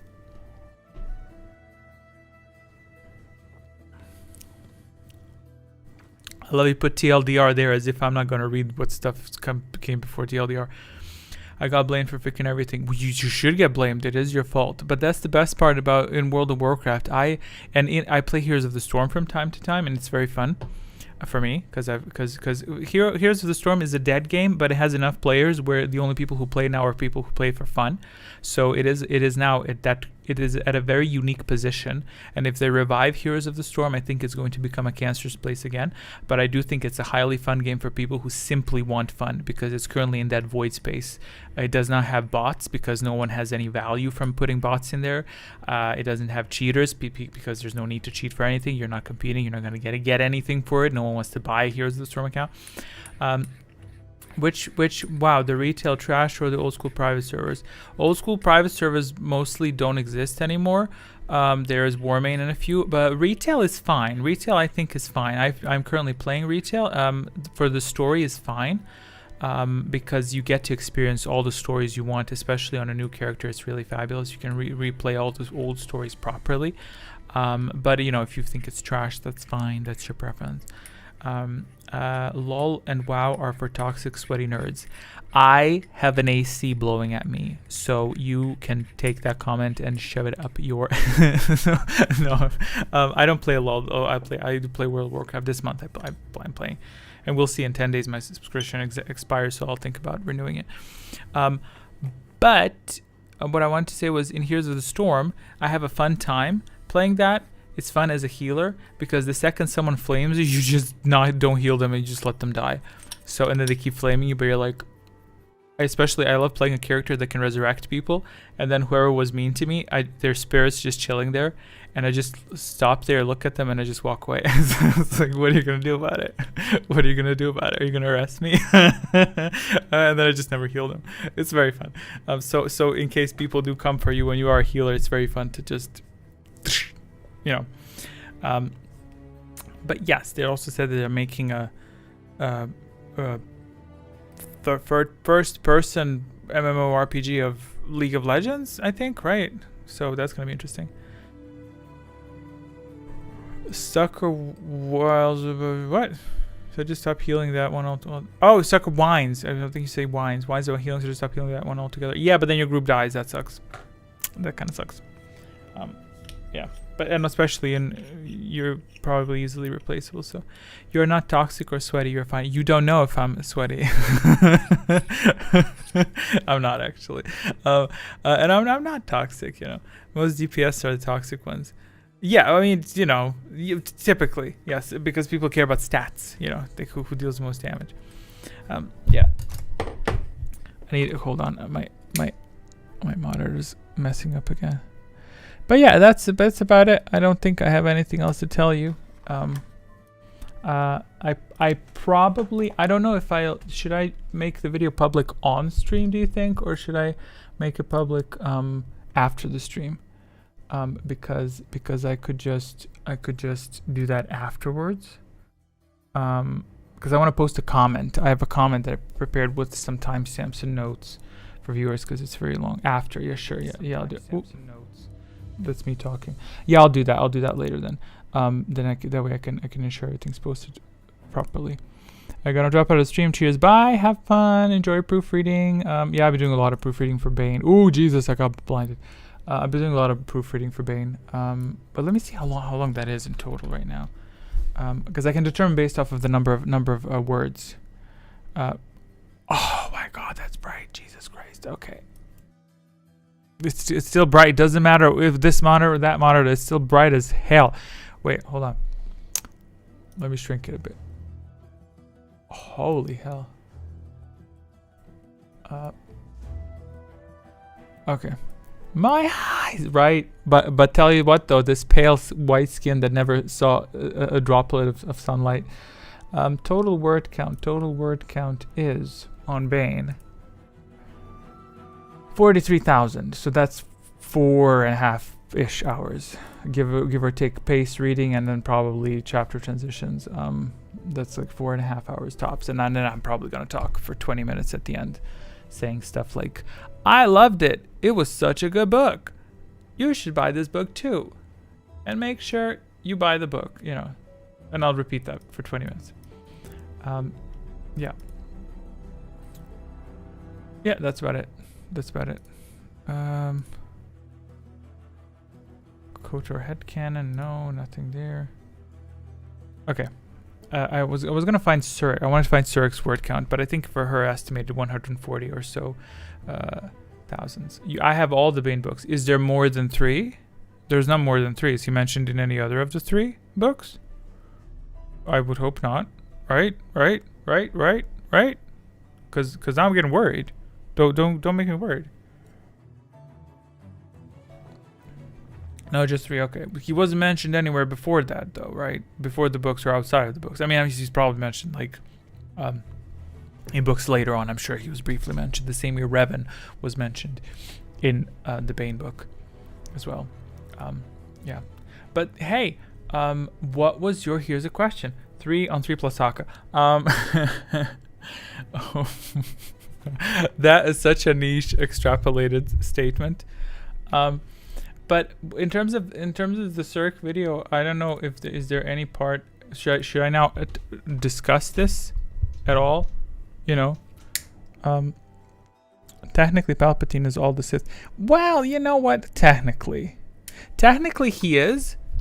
But that's not a fair statement to say. Like, because when you read through the Rule of 2, it's not really that. The Sith, the Rule of 2 is not really. It's a high risk, moderate gain type of scenario. Because with Bane, for example, his weakness was that he did not know much about Sith sorcery, right? And then Xana learned that, but he didn't know that. I'm trying to evade spoilers here. But the thing is, she knew that whereas he didn't. But I don't think it's reasonable to expect that every successive student is going to absorb all the knowledge of the previous master in their own head. It's not, you know what I'm saying? It's like, I understand it's like a saying, because by that logic, because you have the core principle of rule of two, student overpowers the master, that means he's greater than the master. Then every successive student has to be a little bit stronger than the master. But when you put it down like that, it's kind of when they discussed sports, and this is a great example because I heard a podcast from before. We're about to get into it. I heard a podcast discussing sports, and they basically said in all the records in sports are pretty much cooked, done, because we've reached the extreme, of what the extreme of the human body can do at its peak. So that's apply this to the rule of two as well. So for instance, the record for the highest possible speed to cross a certain distance, let's say 100 meters or whatever, like progressively we reach the peak of that. And it's like any way to cross that point has to be done through very, very fine extreme, well, sure, but to very, very fine extreme like adjustments, so it at a certain point it reaches a plateau.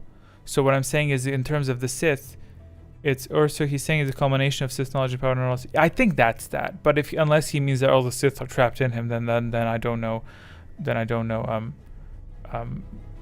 some Sith ritual or something. But yeah, that makes sense, like culmination, yes, but it still reaches a plateau, in my logical opinion, right? Because you can only learn so much.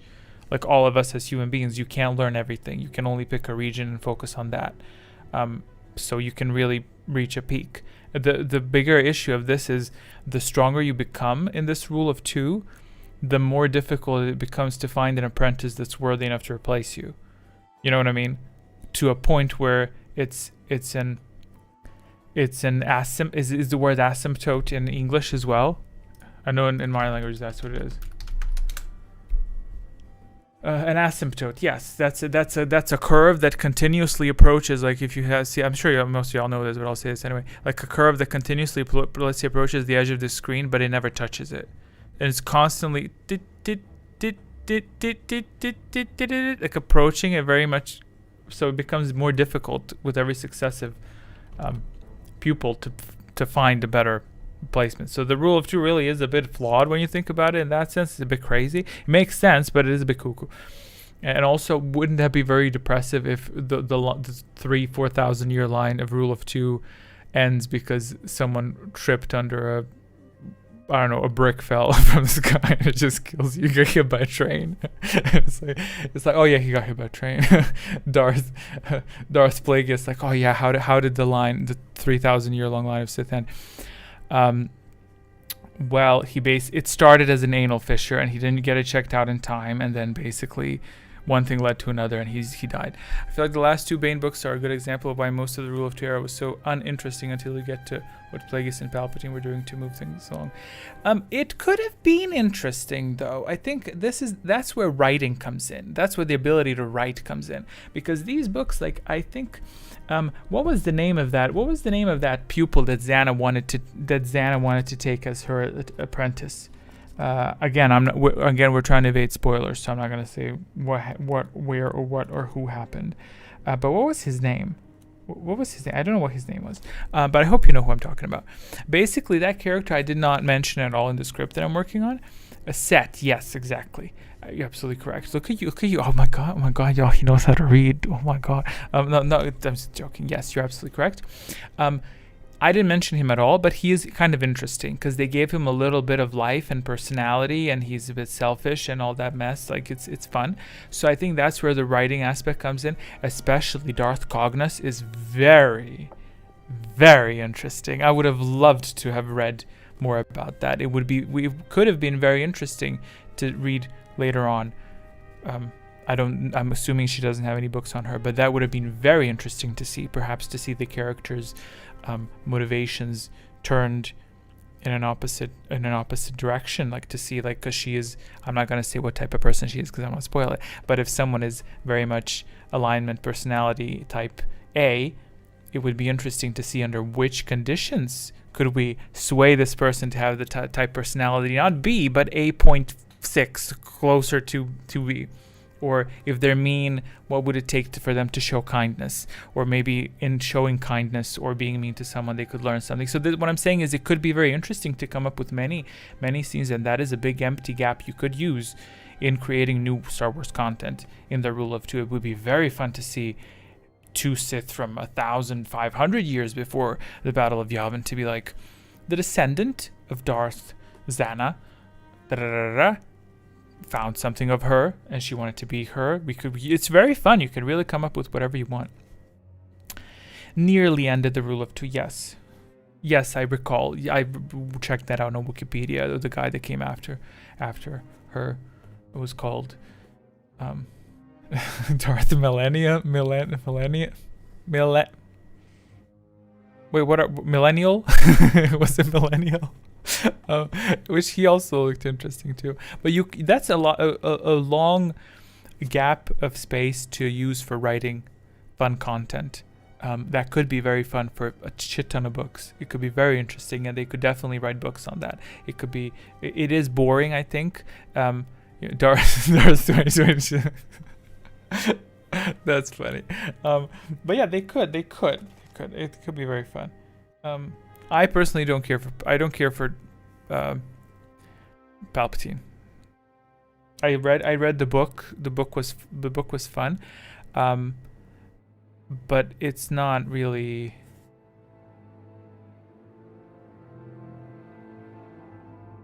I don't know what to tell you. I don't know what to tell you. Maybe because it depends on the personality type. Something that's been done to death. Maybe that's because everyone knows everything about him, and Darth Vader as well. So I'm kind of done with that. So I'm like, we don't really need to make more content on them. Like, I get it, but I'm like a bit, But I'm speaking to you one-on-one here. That's my personal opinion. So publicly on the public forum, when I'm one day on some podium, when they're like, so as a lore person from this whoever character from Knights of the Old Republic that never existed, what do you think? And I would say I absolutely love Vader. If he asked me for a kidney, I would give him both. Played the video on accident. Sorry about that. Oh yeah, another quick thing about the video I have to tell you very quickly. And I'll write this in. You white screen, not a person. Where is my stream? Another thing I'll tell you about the video. If you're watching it on, if you're watching it on a TV or a monitor, I would suggest my eyes 4K quality. If you care about the visual. If you don't care about the visual, full HD. But if you care, because there are certain artifacts, as they say, and I wanted to make sure that the video can last, and I wanted to transfer the highest possible quality from my PC to YouTube. So I've encoded it by force to 4K so that YouTube would do its best to preserve the original quality. So the original most closest possible 98% accuracy quality you can get is by watching through 4K. I think even 2K is acceptable as well. But Full HD does suffer from slight quality degradation that is notable when you're watching it on a very big screen. Then you can notice a little bit. But I think these days, yeah, like I was initially doubtful about that, but I think most people that listen to the content, that's fine either way. The quality of the audio is the same, that's fine. So it's like if it's on your phone or whatever, and you don't really see it because the screen is smaller, so the number of pixels is not present. But on a big screen, everything, not only this video, this is me just telling you, I mean, you likely know this already, having been present, that you didn't live under a glass bell, right? That's what they say in my country. I don't know if that applies to other languages. But you likely know that the bigger the screen, the more obvious the pixelization effects are. And it is an older game and stuff like that, and some darker stuff is a bit noticeable, but that's me being nitpicky, because it's still not bad. Even Full HD is still good. They're just key areas, when stuff gets wrong. Under a rock, yes, you're absolutely correct. Yeah. Okay. Here, say hi to the people. Say hi to the people. Princess, she's hey. Okay. You're not gonna eat. You already ate, ma'am. You can get some patents. That's it. Cat. It's a cat. It's a cat. It's absolutely, and it wants to eat. wants to eat. She wants to eat. Something me. Okay.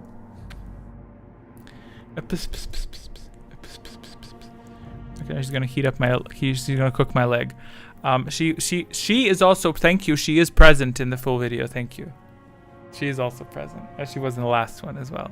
So Surik, the complete story does contain the cat. Thank you. Go say something. Say something. Can you say something? She doesn't talk actually though. So. Okay. There you go. See, quick prove to the people that I'm a good person.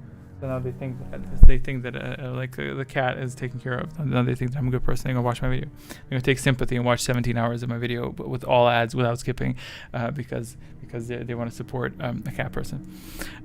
Yeah, I have nothing else to tell you. If y'all want to talk about something, then feel free to write, because I'm running out of things to tell you. So I will soon publish the video, and I could actually go and paste the comment. She's in Philly. Yes, she is. The time Mitra narrowly escaped the threat of Darth Katina. Okay. And now we shoot lightning. Now we shoot lightning from our butt at Spud. Okay, I'm gonna go post the comment. I'm gonna go obliterate that old comment. I could do that while I'm doing that. Katina, my bad. That's fine. That's fine. She actually responds to her name. I was gonna say that she doesn't know her name, but she does actually. Yeah. Okay, let me go post a comment.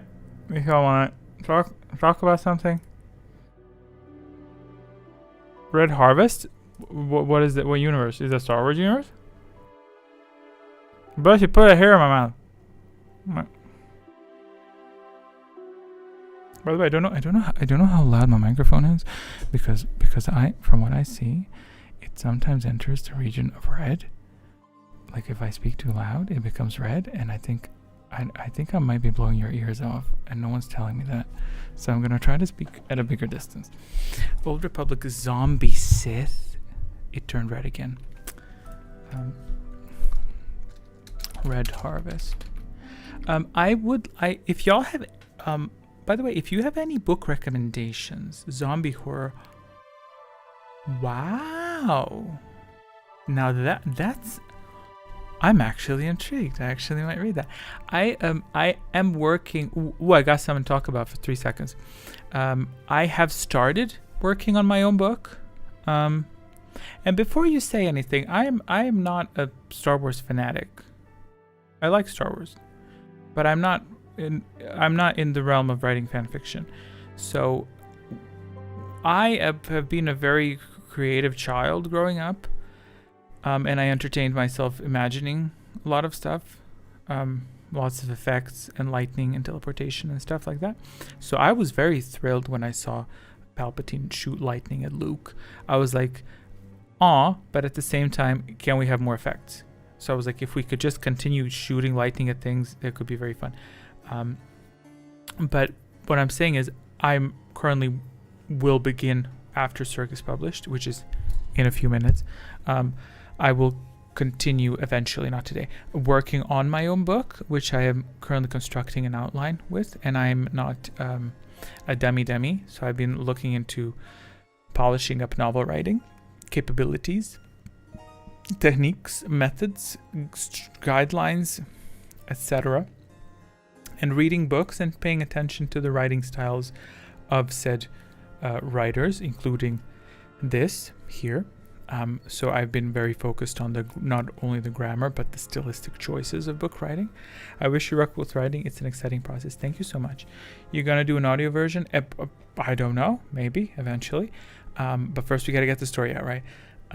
So basically, I will accept if y'all have suggestions, by all means, not only Star Wars books. If there are any books that you feel have impressed you and that were very immersive, by all means drop them, because I do want to read books not only for the story aspect but also to learn story world building, selection of grammar, preferences, styles, just to enrich my own approach, because I definitely do lack the vocabulary to really make it. War and Peace Unabridged. You think that's funny? I actually have that bookmarked to check it out because because it was it was referenced a lot as an example. I did read a very fabulous book about novel construction from the 70s or so, and they basically did discuss a lot of examples. I don't think they did mention War and Peace, and what was that other one as well? I keep forgetting its name. Pride and Prejudice? Was that it? Something like that. Or is that a TV show? No, but basically, whilst those books are old and stuff like that, I feel like it still extrapolates some knowledge from it, because I do want to write a good book. I don't want to just write. I definitely do not want to write oh, okay. Wait, hold on. I'll reply to that in a second. What the fuck was I talking about? This is why I write an outline, so I don't forget stuff. God forbid I wrote a book by heart. I would forget all of it. I definitely don't want to just write a book for funsies. I want to write a quality, proofread, structured, deep, multi-angular storybook that you can enjoy, and I definitely would want to have it published, properly. Like I don't mean to just shit it out and pack it up. Like, no, this needs to be edited, this needs to be reviewed and all that stuff. So that's what I will proceed to work on. So I'll post that in either the Surik description somewhere, or as I'm doing it, I'll post it on YouTube. So I'll definitely inform people about that. What's your favorite Star Wars author? I've been stuck between Matthew Stover and Sean Stewart. I have a critical character flaw in that I tend to ignore, and this is a flaw, I tend to ignore writers. Drew, how's the last name pronounced? Karpyshyn? Is that how his last name's pronounced? Because I know him, but I know I suck at pronunciation, dude. I have to look up pronunciation all the time. But I know he wrote Bane. He wrote Revan as well, right? I think he wrote Revan as well, but that's my character flaw, that I really, really disregard, mentally, completely disregard authors. And I need to write them down. I literally have stuff written down. I just forget. I forget authors, I forget directors, and I have to literally remind myself of that. And I actively do look at authors and then what books they wrote, and then I find those books and add them to my list. And even as I check out the book, I just disregard who they are. It's completely, it's like a handicap. Just forget it. Yes, he did Bane and the infamous Revan book. Did you hate the book, Spud? I like the book I like the book overall. Sue me. I understand what it meant, and I talked about it in the Surik video. But overall, I think it's fine. It's fine. It's not. You weren't robbed if you bought it. That's my point. Like story-wise, it's quite interesting. This is quite an interesting thing to also note. When I was working on this script, the same way that I was working on the Surik script, it's very interesting how I don't hate it as much as most people do, but I don't know the reason people hate for it. Absolutely, I 100 concur with your statement. It's very interesting. There's a lot of story in this, right? That's this 30 hours of audio work in these 3 books. However, because there's so much story in it, as I was going through it, it's like you have to omit some things. You physically cannot include everything. And as I'm going through it, I'm like, you kind of absorb the freedom to abandon certain things. Like, for instance, in the Revan book, people were pissed off, for instance, that there was no mention of other side characters from Knights of the Old Republic 1, which I fully understand. But at the same time, as a any writer of this type of stuff, it is tough because you cannot include everything. To what degree do you include it that it's satisfactory for the reader? How much of it quantitatively you're supposed to include that it pleases the reader, and the reader's like happy, and that it doesn't take away from other realms. Because it's crazy. Like as I was working on the outline for my book as well, as I'm writing out things that I want to include, I run into an issue where you have a set number of chapters and the story is progressing, and it's like, no, we cannot include this thing here. I even had that with Surik, like with the secondary characters. It's like HK storyline. It's like I cannot include it anywhere. I really struggled to find where to include it, because wherever I included it, every other piece was clicked into place. It is 17 hours long, don't get me wrong, but there is a sensory overload when there's too much happening. I cannot make an hour's worth long of crew talking. That's just too much. but the issue is I separated it so nicely, and then I was like, oh my god, I didn't include. I think Mandalore I didn't include immediately, and I was really struggling. Like I don't know where to put him in, because I wanted to be comfortable, and I wanted the reader, the listener, to enjoy it, the viewer to enjoy that.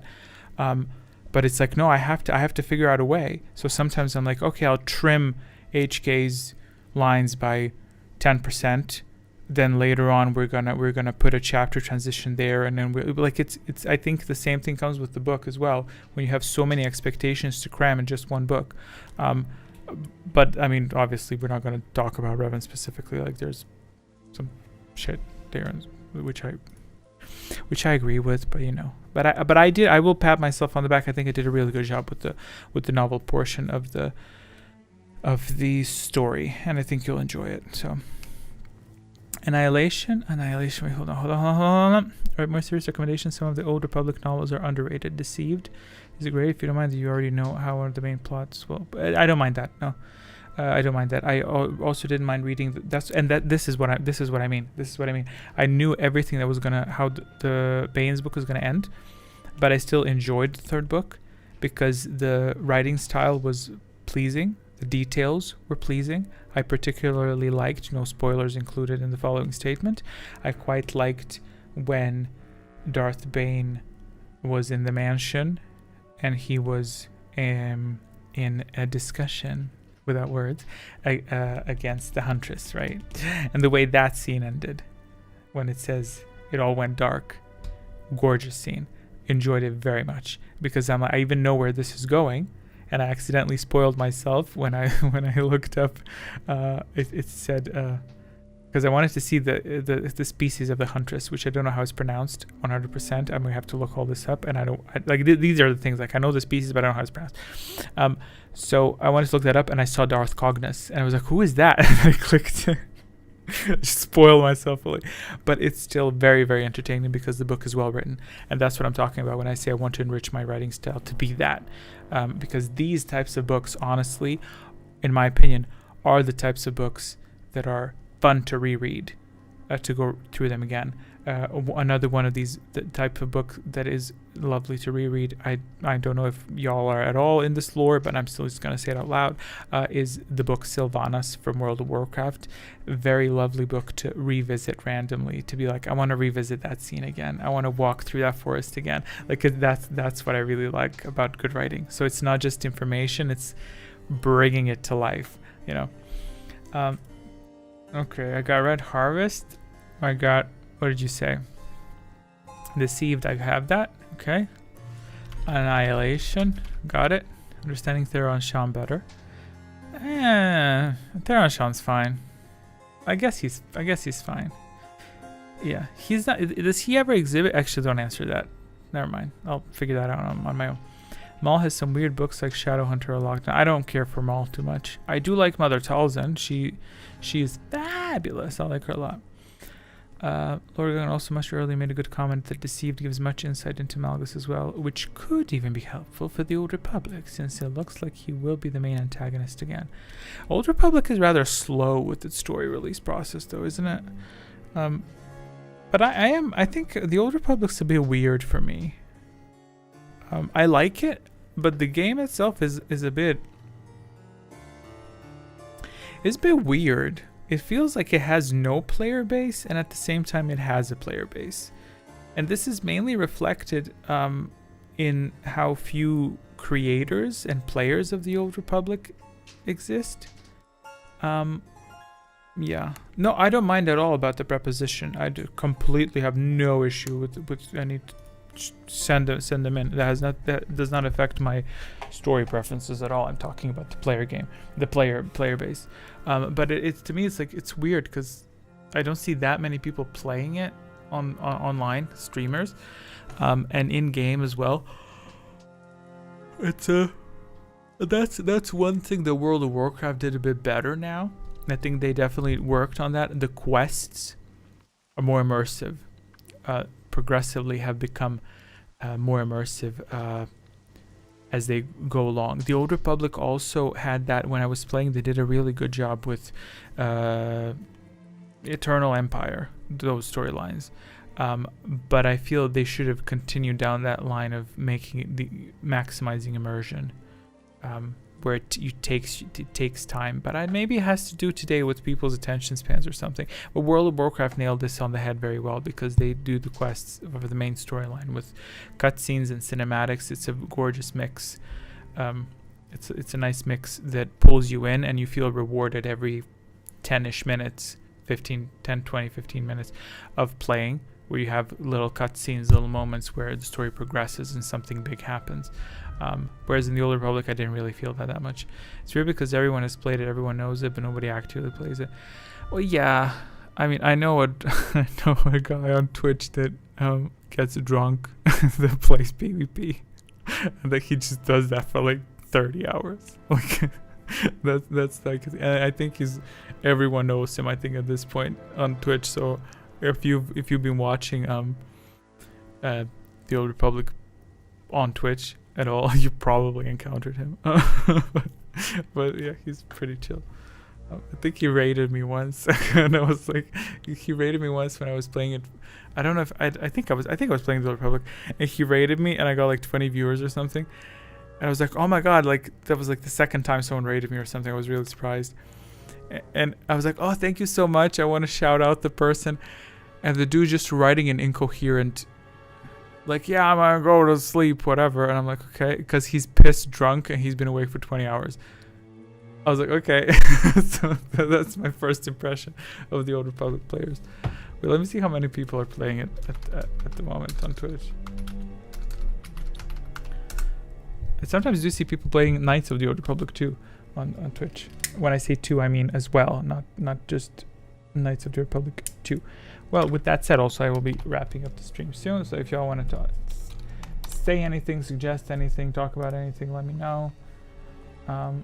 Currently, the Old Republic has 272 viewers. Just jumping in here for a quick comment. I'm not regular in your streams, but I've massively enjoyed your compilation of the Surik story. I absolutely love the Didding? Wait, what does that mean? Didding and audio work. Thank you so much, by the way. And that's, I recently talked about people that don't comment, but I'm very thankful, and I do perceive people editing. I understood.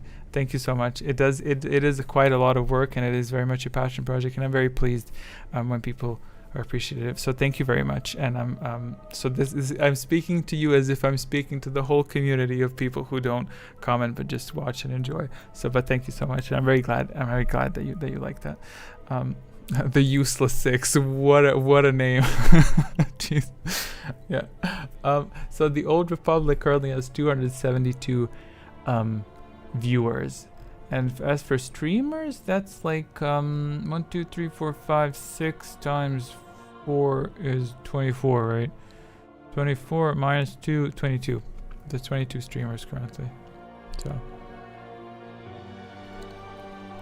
yeah, I don't know. Also, like, I really don't know about live streams as well for this type of thing on YouTube as well. I don't know if I will be doing them too much, because it is evident that YouTube is not the best platform for gaming, and also I wouldn't want, and I understand that people expect content similar to what has been done thus far, so I would probably do that. Even if I do other audio content, I think it's, even if it's not Star Wars related, I think that makes sense. But also I'm not like ignorant or oblivious of how the world works. I think a lot of people are not subscribed to my channel that watch, and that's fine, because I believe people, hopefully with Surik as well as it was with Revan and Kreia, they discover stuff in recommended, and they see this huge video that has a ton of hours, you know, and a good view count, and then it's like, oh, I want to see what that is, and then they like it, watch it, digest it, and then they move on, which I totally understand. And the last thing I would want to do, I even got like in mails, I got sponsorships, invitations, just spammy shit, like people saying stuff like,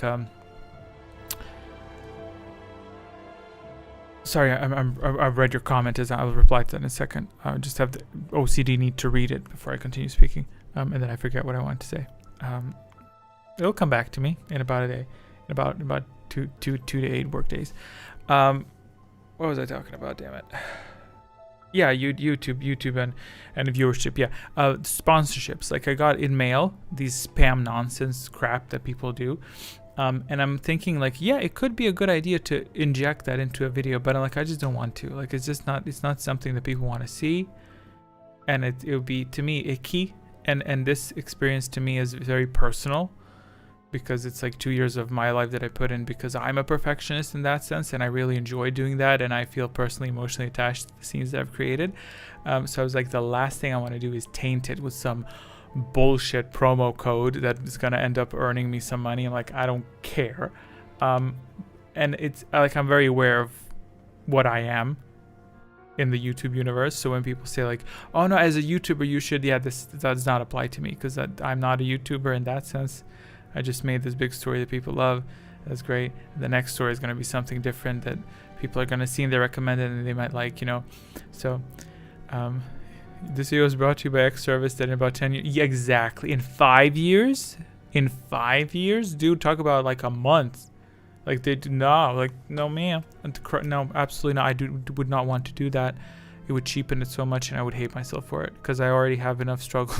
Dude, I have enough struggles with depression as it is. Like to literally have that added on the top of that, like I would now, because it is safety for me as well mentally. Like I feel safe in it. Sometimes it's this might sound, I don't know. I always worry that this thing sound narcissistic, but it's because I sometimes go to this video, not to Revan, because Revan's I'm scared to visit it. Actually, I'm scared to visit that. Korea I haven't opened in years. I'm nervous of what I'll see, because I'm afraid that I'll see something that I don't like and I'll be annoyed at myself for not fixing it. But with this one, like, I've rewatched the Korea fight at the end, and it just brings me so much joy, because it's not because I made it, but it's because it's brought to life something that I grew up with, and it just gives it weight, and it just makes me so happy, and I feel so safe in it. It's like literally, if I feel attacked by the world, I just go play that, and I'm like, for the next 3 minutes, well, it's longer than that, I'm like protected, like I'm in my cocoon in Knights of the Old Republic, and it's Korea speaking, and it's uninterrupted, and it's music, and it's beautiful scenes. I don't know if you've seen it, but that scene, my most favorite 10 out of 10 scene in the video, is when she says when you ask to save her in the end, and then when she says I've thought of this moment more than you can possibly know. I was like, that sequence of that 1 minute with the music, with her speaking, with the camera from above, it's just so perfect for me. I just feel so cocooned and protected seeing that. I'm like, this is my childhood personified. So it's and that's why this is so important to me, and that's why I made the video. That's why it's fun to me to see these things brought to life, and it's as much as for me as it is for every other fan of this thing, So with that said, the point of all that is I'm not a streamer in that sense yet. Maybe one day I will be, but it's just I don't thrive on that, so I don't think. I did not. Did you watch that? But you didn't watch that part, Spot. Oh, you're gonna love it. It's so good. It's so good. I did not put break because she didn't want her to break. That's that. I didn't want to put that in. I felt that I didn't want that. But you'll see it. You'll enjoy it. I think it's very good. Very emotional. You'll love the scene. I'm tempted to play it for you right now. But it's good. And what I'm saying is I don't think I'll stream on YouTube. As you said above, YouTube has been catching up, but it has less to do with any effort by Alphabet, and more to do with Twitch crapping the banner refusing to stop. No, I understand. YouTube is catching up, but I have seen streamers do that stuff. I think I would be very strange sight to people who are used to my comment as well. I think they would probably look at that and be like, what is this about? So I don't think I'll be streaming on YouTube as much. I think I might I don't know. I might stream, like, if we do a quiz at some point, but realistically, I don't think at any point am I gonna have 10 people come into my Discord and say, hey, we want a quiz this Saturday, you know. Then I would be like, if you said I want a quiz this Saturday, then I would gladly host it for you. But people won't do that because that's just not how the world works, right? This is more of a hobby channel for the love of doing it rather than trying to cater the content to drive for more views. Yeah, it is very much it's very much a hobby. I mean, I'm very pleased at the success of the content, of course, and that's fine. And I will likely continue to make content, but it's important that I want to do it. You know, it's like if I like Darth Bane, I'm gonna put in more passion. I already designed his interface, you know, so that's fun. You should quiz us on the Surik complete series. You could quiz us on. I could if you have enough people. So there you go. I could ask in Discord, like, if I can get at least 5 people that want to play the quiz on Discord, then I'm like, I could stream. We love the quiz. You're right. Yeah, that was fun. I do miss that a little bit. So I could definitely put a poll up on Discord and make a schedule or something. And then if we establish a date, then I can do it. I could gladly do that for you, or any other topic. Realistically, you know, that could be fun. But we'll see. We'll see where life takes us, right?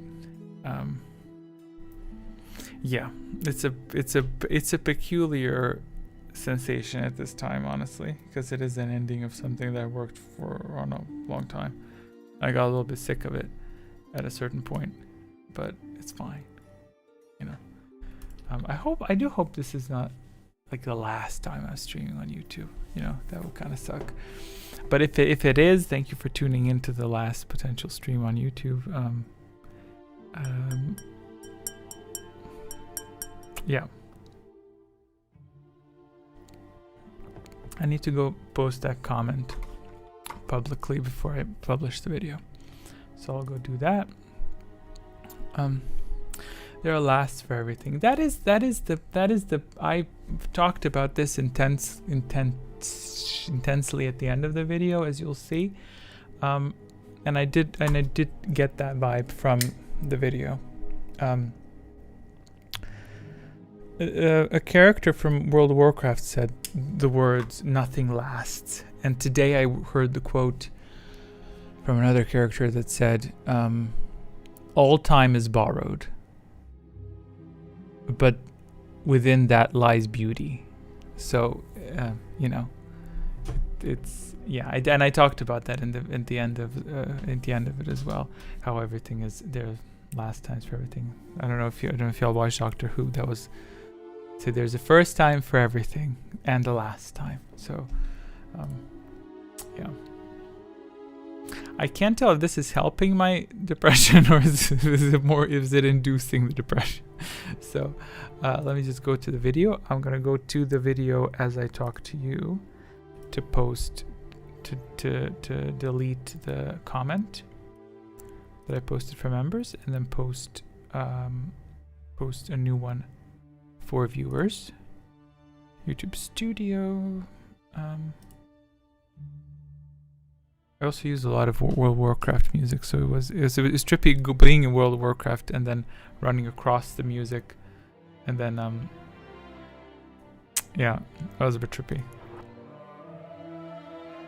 The intro of the video is good too. I quite like that. Ooh, someone replied to me. Hey, from livestream, nearly made it through the movie of Surik. Dwayne wrote. Well, that comment's about to be obliterated, so I'm glad that you nearly made it through the movie of Surik within how long was the stream? Oh wait, actually no, my bad. You're a member, so you may have been watching. Okay, time to delete that comment. Why is this so painful? It's becoming a little bit painful throughout this up. Maybe because it is the last time. Let me find the comment where I wanted to post. I prepared everything in advance. Okay, I have the comment there. I'm just gonna copy it.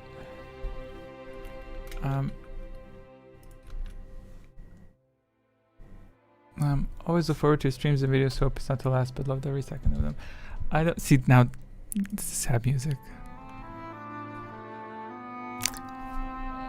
It's I don't think it's not gonna be the last. We'll try.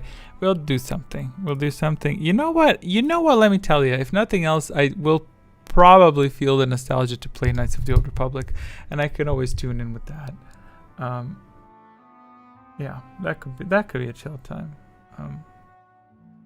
I could enter it now though. I don't. You know, that could be a trippy thing to do right now, I think. Yeah, I don't think I'll review. You can set up multi-stream. Yeah, I can. I know. I can set it up for Twitch and for this as well, if that's what you're referring to. Yeah, I did that before. I misspelled a word there. Recognize a British. Recognize not American.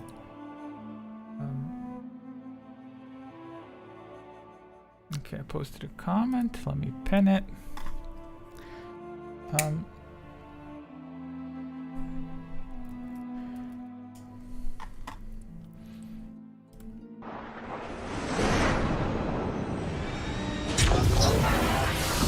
It's good.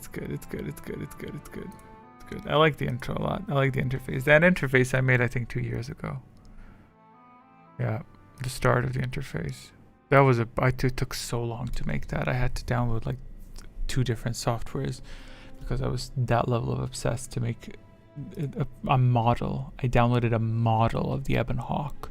Then I programmed it to fly at the camera so I could record that scene. What the Kotor remake is real, you'll stream. Once the Kotor remake is real, you'll stream. When is that coming? They say like 2029 or something, if it comes. I need to check if my timestamps are good. Yeah, I put in timestamp of when Knights of the Old Republic starts. Oh god, that's such a good scene.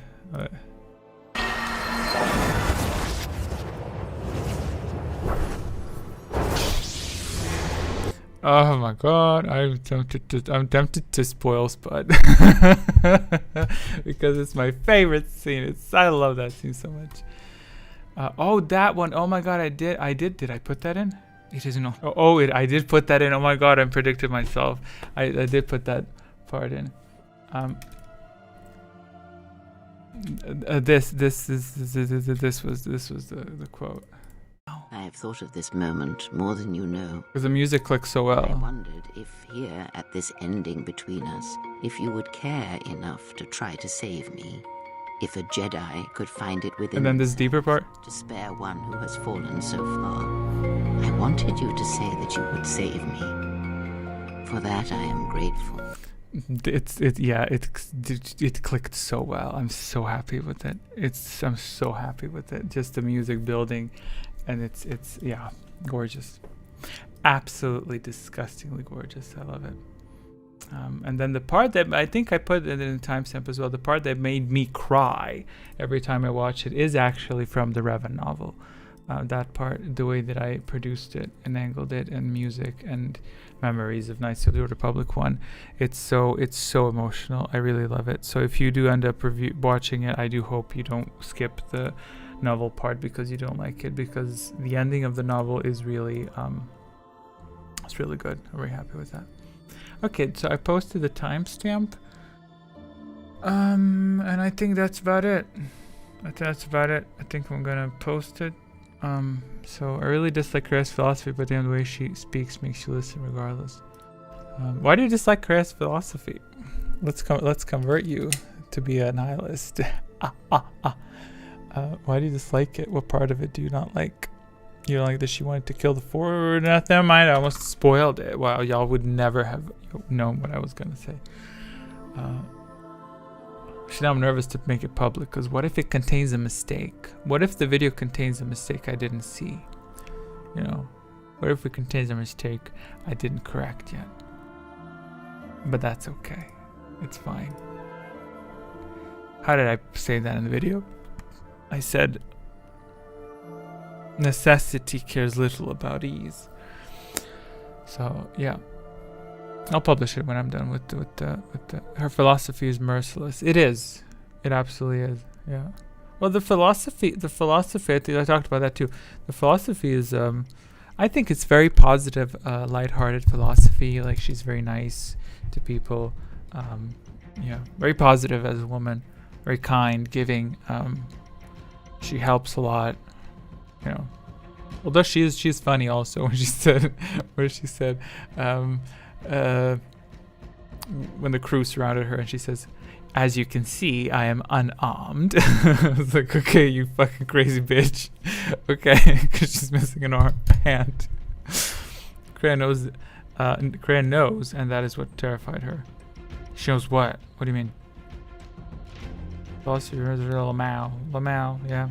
I really just clarified. Oh yeah, sorry. I'm reading 2 different chats at the same time. Schizophrenic. I just fully align with Jedi principles mainly, but my understanding comes from books like Dark Rendezvous, wow, and Revenge of the Sith novelization. So I get what the Jedi are from that perspective. Well, yeah, I can understand that. I think it's what is important is that's just my opinion.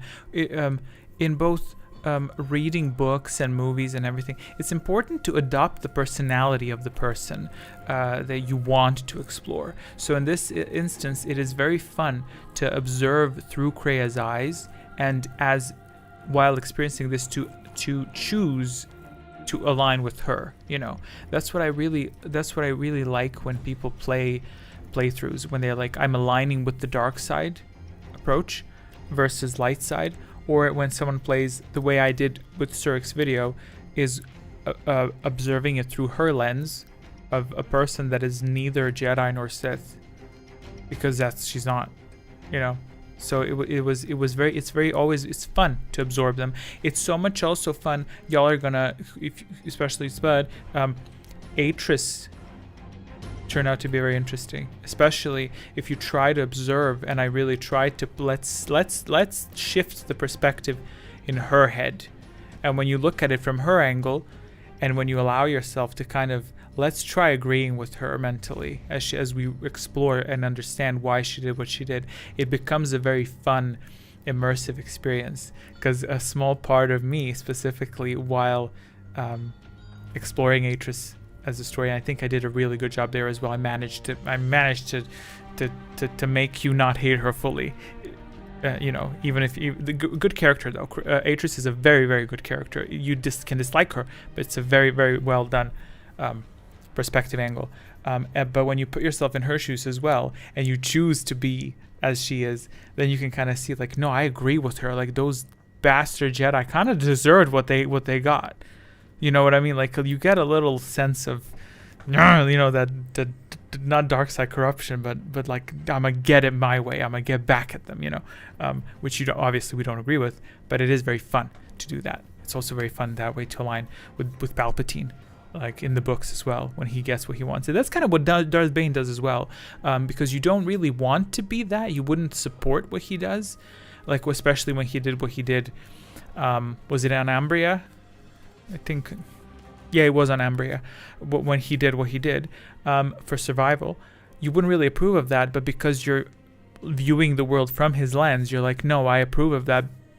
Even though you feel the guilt, you're like, no, it's fine, because he's supposed to survive. He's the Sith, you know. So it's very fun in that aspect. To me, she proves that many of us in the modern day could stand to study a bit of Nietzsche, is that's pronunciation? Because I've read I read a lot. I don't listen to videos. I like to read. So pronunciations are my thing. Thing is, she takes him to the nth degree. Yeah, there is also an aspect of game mechanic there as well that I've tried to eliminate. For instance, it happens at the end of Peragus when they say you have to choose. You have to choose to either wimp out and not destroy the asteroids, or to actively destroy the asteroids. Nietzsche. Okay, great, fine, lovely. Thank you. Nietzsche. Why? I audiobook everything. Yeah, I audiobooks frustrate me because they're slow. It frustrates me. This is this. I'm not gonna play the video actually. I can't. This is the speed at which I was reviewing stuff on YouTube. Hold on. Who seem mercenaries branching out into kidnapping. This isn't kidnapping, this is bounty hunting. This Jedi is worth a lot of credits on our Jedi, and we're collecting. If credits are their main motivation, perhaps they could work something out. I follow my orders, and nothing... And this is just on YouTube. That times 2 I reviewed on it just pisses me out, like, hurry up. you know. But I have to understand stuff. Although I do like a good moment. I like to slow down to immerse myself in the big scenes. But the slow part when reviewing or when obtaining information, it can be a little bit slow. But also, I mean, let's just talk between you and me here. I'm reviewing a video that I've seen in slow speed like 5 times from start to finish plus editing. So it's like I know this from start to finish exactly what's supposed to happen. So it is a bit different. But with audiobooks, I immerse myself in the Revan book as well because they use very nice sound effects and music, and I like the narrator. If I don't like the narrator, I cannot finish an audiobook. It starts pissing me off. I just physically can't. I do that with podcasts, but not audiobooks. You must gravitate. Yeah. With storytelling, absolutely. I can absolutely agree. Storytelling is a different thing to absorb. But as you know what I mean. Like here, this is not storytelling for me because I know all this. I wrote it and I did the storytelling part upon the first review of the fragment, and then upon the first review of the merge, and then so the 5th, 6th review. For me, wasn't about story. It was very technical. It was like, let's see if the audio clicked well, if the sound effects clicked well. So, you know, but the same thing would be for information gathering. If I was listening to a book about raw data and philosophies and opinions, I'm like, speed up, go back, speed up, go back. And I do that a lot with books as well. I'll read a page, and I do that a lot with scenes. I read a page, and if it's a good fight scene, I'm like, I want to see that again. Like I want to read that again, and I want to envision that again. That scene in Bane with Darth Cognos. Every time that bitch smiled, every time she did that, I was like, I'm gonna go back a little bit. I want to relive that scene again. Like when and this is gonna be so niche, it's not a spoiler. When she talked to the princess, and the princess realized that she was in distress, and then Cognos just looking at her like just feeding off of this misery that's in front of her. I was like, that right there, that scene is vile, but it's so good. And like, let's go back, let's go back, let's reread it. You know, it's so much fun. So that's why I can't do with audiobooks. I'll probably go back again and again. Like it's a bit trippy. I can do that with a short video, but not with stories. Let me just check. All good. Oh, what was it? Did I read everything? Yeah, I do. Podcast audiobooks. True. Yeah, that makes sense. I audiobook everything. She knows about the Force and its will, removing free will from all others. Yeah, it is extreme. Yeah, I talked about the gameplay mechanic. Yeah, you have to pick between destroying the asteroids on Peragus or wimping out and potentially dying. And I'm thinking we don't always need to make an extreme choice. Like for instance, even on Nar Shaddaa, where it said, like you have to either give the beggar money or yell at them to piss off. There's no in between. And this makes sense for a game universe where they want to make you as the player experience both extremes. And it would be a lot more boring if you had a middle ground where both ends are pleased. Like if Surik said, no, I'm not going to give you the money, but what I can do is I can talk to the mechanic nearby that I'm going to check out if he needs any work or something, and he can talk to you. You know what I mean? Like that middle ground is not really given as an option. So I understand that Kreia did have to be an extremist in the game, but it's important to I tried to balance that out. You know, she doesn't approve either way, but that's what I'm saying is there is no way, there is a path that she would approve, but it's not present in the game. You know, there is so it's, what would Kreia do? That's the question, you know, and it's just made for story. I think the whole determined destiny is where I really disagree with Kreia, only because there were many moments in the Return of the Sith randomization where Anakin had the chance to make the right decisions. They could have changed the course of history, but didn't because of her character flaws. Does this have anything to do with that episode of the Clone Wars? Is there something like that where he saw his future? Yeah. No, that's one thing I dislike about the Star Wars universe. I do not like the concept of balance that the Force is attempting to deploy, and that's kind of what I did like about Kreia. I especially liked her discussion, and see, this is how my memory works because I know the video. She talked to Surik about this in the video on Duxon upon their second visit, where she said, she basically implied like, what is evil? When she said it was such beautiful words. It was so well written. Let me see if I can whip them out of my ass if I can remember. She said I wonder, like back in the day before but once there were only Jedi, because there was no division between Jedi and Sith. Once there were only Jedi, I wonder what evil was in such days. And to think that once there were no Jedi at all, perhaps the Force disapproves of such rigid classification of its followers, something like that. But essentially implying, what is evil? Who are you to determine what is evil? You know, dark side, light side, I get that. But it's like evil acts. That's because you deemed it evil. Like, who dictates what is evil? Is to Palpatine, is to Bane. To Bane, it wasn't evil. To Yothura, it wasn't evil what Malak did. You know, she didn't say good and evil. Evil is a word that people use to describe things that they're scared of. So it does stand to a reason. That's why I'm not the biggest fan of the Force, because the Force knows what good and evil is, and it balances out good and evil, you know. So it makes total sense in the Star Wars universe. I'm speaking as a third-party viewer outside of the universe, but in universe it makes total sense because it allows for good plot lines. It allows for good balancing of systems, a very predictable, sufficiently predictable systems. That's what I mean.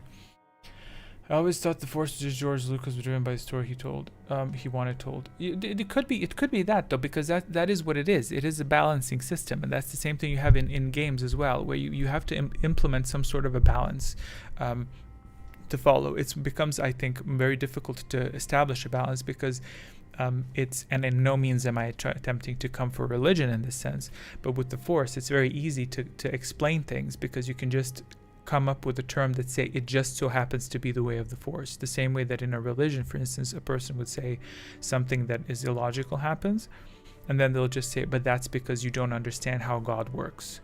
Some factor outside of your reach within God's hands has acted upon this. So in the same sense of the Force, a big evil appeared. Somehow Palpatine returned, even though that was the biggest crock of shit that I've heard. But I mean, in that sense, you could eventually explain it because you're using the Force as, oh, well, even Kreia said in that sense, there are techniques within the Force against which there's no defense. But yes, because it makes sense, because we don't know the Force, we don't understand it, you know. So it is a bit of a cop-out, but it makes writing more easy. It makes writing easier. It makes it easier to balance stuff out when you deploy such systems and when you explain them to the viewer sufficiently, and in the games as well, you know. As they said with the Force, like whenever there's a force of evil, you have to have an equal force of light appear somewhere. But that's the thing, and that's kind of what I would prefer to see, a universe where it's like, no, actually there isn't. They did a good job with that in World of Warcraft in one particular scene, where everyone was believing in a prophecy or something, and they said, no, we don't need to believe in a prophecy, we need to figure out a way to save ourselves, because fuck the prophecy is just bullshit, we need to figure it out. Hey Drew, how you doing? End of an era for the channel with both KOTOR games being done. Rise of Skywalker wasn't worthy of fanfiction. Are they going to be remaking it again or something? Is something coming after the Rise of Skywalker? I'm not sure I understand that one fully. I wasn't really paying attention. But yeah, Drew, how are you doing? Long time no see. I did catch your message. I saw a message on Discord the other day, and I wrote it on my phone, and I thought I sent it. It was like in the morning, and then I checked later, and it's like just your message, and I think Temple wrote something below, so I was really pissed about that. But yeah, I hope you're doing well, Drew. Hope your job, last time I think you were looking for, I'm not sure, you were studying. Hope everything is going well as always. But yeah, we'll be wrapping up shortly because I'm getting a little bit tired yapping. Jennifer Hale said she's not allowed to talk about it. Something's happening. There she goes again. We were just talking about Jennifer Hale. I feel if ever I write my book and it's successful, and if by some miracle it gets published by some studio, they're gonna say we have the perfect actress to narrate this. I'd be like, whoever you think is right, and then I'll just click play and I'll hear her voice. I just know it. And that'd be the story of my life. And then in about 30 years, I'll write, I don't know if y'all saw Mozart, I'll be like Salieri in that film where I'm like in a madhouse talking about her. Just like, yes, she was a good voice actress. Yes, her voice was beautiful and just crazy. Being haunted by Jennifer Hale's characters. Anyway, I'm gonna be wrapping this up soon. Video is published. No, it's not published. It's not published. The comments published. The video's not published. I'll publish the video when I end the stream, so you will be seeing that. I will link it in Discord as well, but you can access it on the channel as well. By all means, feel free to leave a comment. You can leave. I put at the end what to write. You know, at the end of Revan, I said one small percentage should write that you finished it. Y'all should write, I'm in the 0.2%. I'm in the 0.2% who were present at the stream and I was also watched the video. So yeah. Anyway, I'm going to be ending the stream now. Head. Oop. Unless you want. Sorry, I'm just checking if it's playing it properly. Which I don't know why I would need to check that. It's fine. I always interpreted the light side as the balance. There's always a specific way that using the dark side is written like bending the force to your will, which doesn't scream balance to me. Well, yeah, yeah, I can understand that. I can understand that the light side is like guiding it. It is a good concept though, story-wise. Why is this quiet? This is for scores, I think. Yeah. Oh, speaking of good music, yeah, it is bending it to your will because you have to. It's like you are deserving of power, but it's more than that though. It's a good instance in the Bane book as well of the position, and I'm not spoiling again, but of the position that Bane believed the strong have. It's not just about the Force. The belief is outside of the Force as well, that if you're strong enough, you have the right to take whatever you want from someone. And if the person can't fight back or resist, then they didn't deserve that. But it is a very brutal and blunt way of thinking. It obviously this is a fictional universe, and I think some aspects of it can apply to the logical reasoning and the real world, but it is mostly destructive. In the long run, it is destructive because, for instance, within the dark side realm, they like to talk about power and dominance, and even people who do operate under those circumstances, they talk about how it's important to be powerful, but they don't talk about the importance of one Bane wouldn't exist if he didn't have parents. Sure, his parents were not loving or caring, but people who are loved and cared for through kindness and whatnot become healthy individuals who build up stable systems in society. Like, you need that. Kindness is not, when they say kindness is weakness, I'm like, well, actually it's not. Kindness in itself is a building block of societies in the long run, because mutual cooperation is needed to construct societies and to have success in the long run. Whereas the dark side is kind of piggybacking off of that. And when I say dark side, I don't mean just characters and using the dark side. I mean generally people who are of the belief like, I need wealth, I need money. Well, yeah, because you're sitting on the backs of people who are built up the society that you're standing on. So for Bane, it's like, it's all great and nice. You get to take whatever you want. But if there was no people that built societies and took care of that and enforced laws and made sure that there was peace, you wouldn't have jack shit. You know what I mean? Because if the whole world was in Palpatine's hands, it would just be chaos. You can't just breed people and expect, because it is human, it is mentality, it is health in the mind that matters. So it is a very big topic to discuss, and to the point where I'm getting a little bit exhausted. But it's fun though. That's fun to interpret a singular character that thinks that way. So it makes you think there is no character that exists that has the perfect balance. I guess Kreia is one example of that as well, where she was like, she had one opinion that's very strong. Listen, she lost both hands and still focused enough to wield 3 blades. So that's pretty badass, okay? Yeah. Good luck with that. Good luck with that. Okay. Let's wrap this up, y'all. I'm going to end the stream now, and then upon the stream's end, you will shortly, a few minutes after it, you are going to go ahead and proceed to see the published video. Check out the channel, the latest published video. You cannot miss it. If you miss it, I don't know what to tell you. It's probably blocked in a region, even though it shouldn't be. And I'll link it on YouTube. So thanks so much. Thank you, Nox, for awesome stream as usual. Much love to you all. And much love to you as well. I'm very annoyed that your spell heal and spell shield are not shown here, but they are shown in chat. And do comment with your icons in the comments. Comment. Make people jealous that you can use force powers from Knights of the Old Republic and they can't. And just not the fisting emoji. I mean the shield breaker emoji. That one's pretty bad. Or maybe that's why you should use it. Okay. So, oh yeah, I have the ending screen, right? Right? We could go to the ending screen. Wait, let me hop to the quiz hangout right quick. Wait, where is it? I hope this doesn't explode. I say that every time. Good stream, good chatting with everyone. Wait, I'll end in a minute. Wait, I think.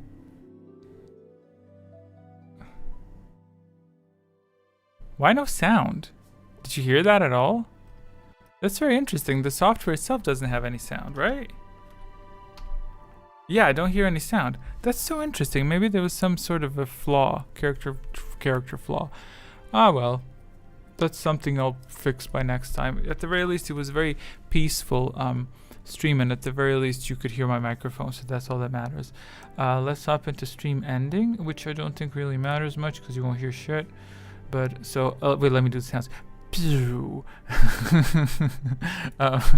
And then this is the boom boom boom boom. Just play the music. Yeah, it's not playing at all. Hey, you know what? That's fine.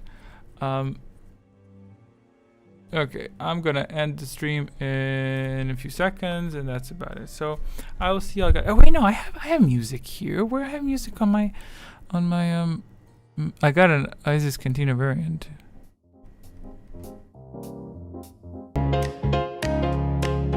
Oh, that's fine. That's fine. That's fine. That's fine. Bedtime video, fabulous. I hope you like it. I'm glad you like it. I hope you like it. I think you'll like it. Well, you've seen most of it. Okay, see you guys eventually. Thank you for hanging out, and bye.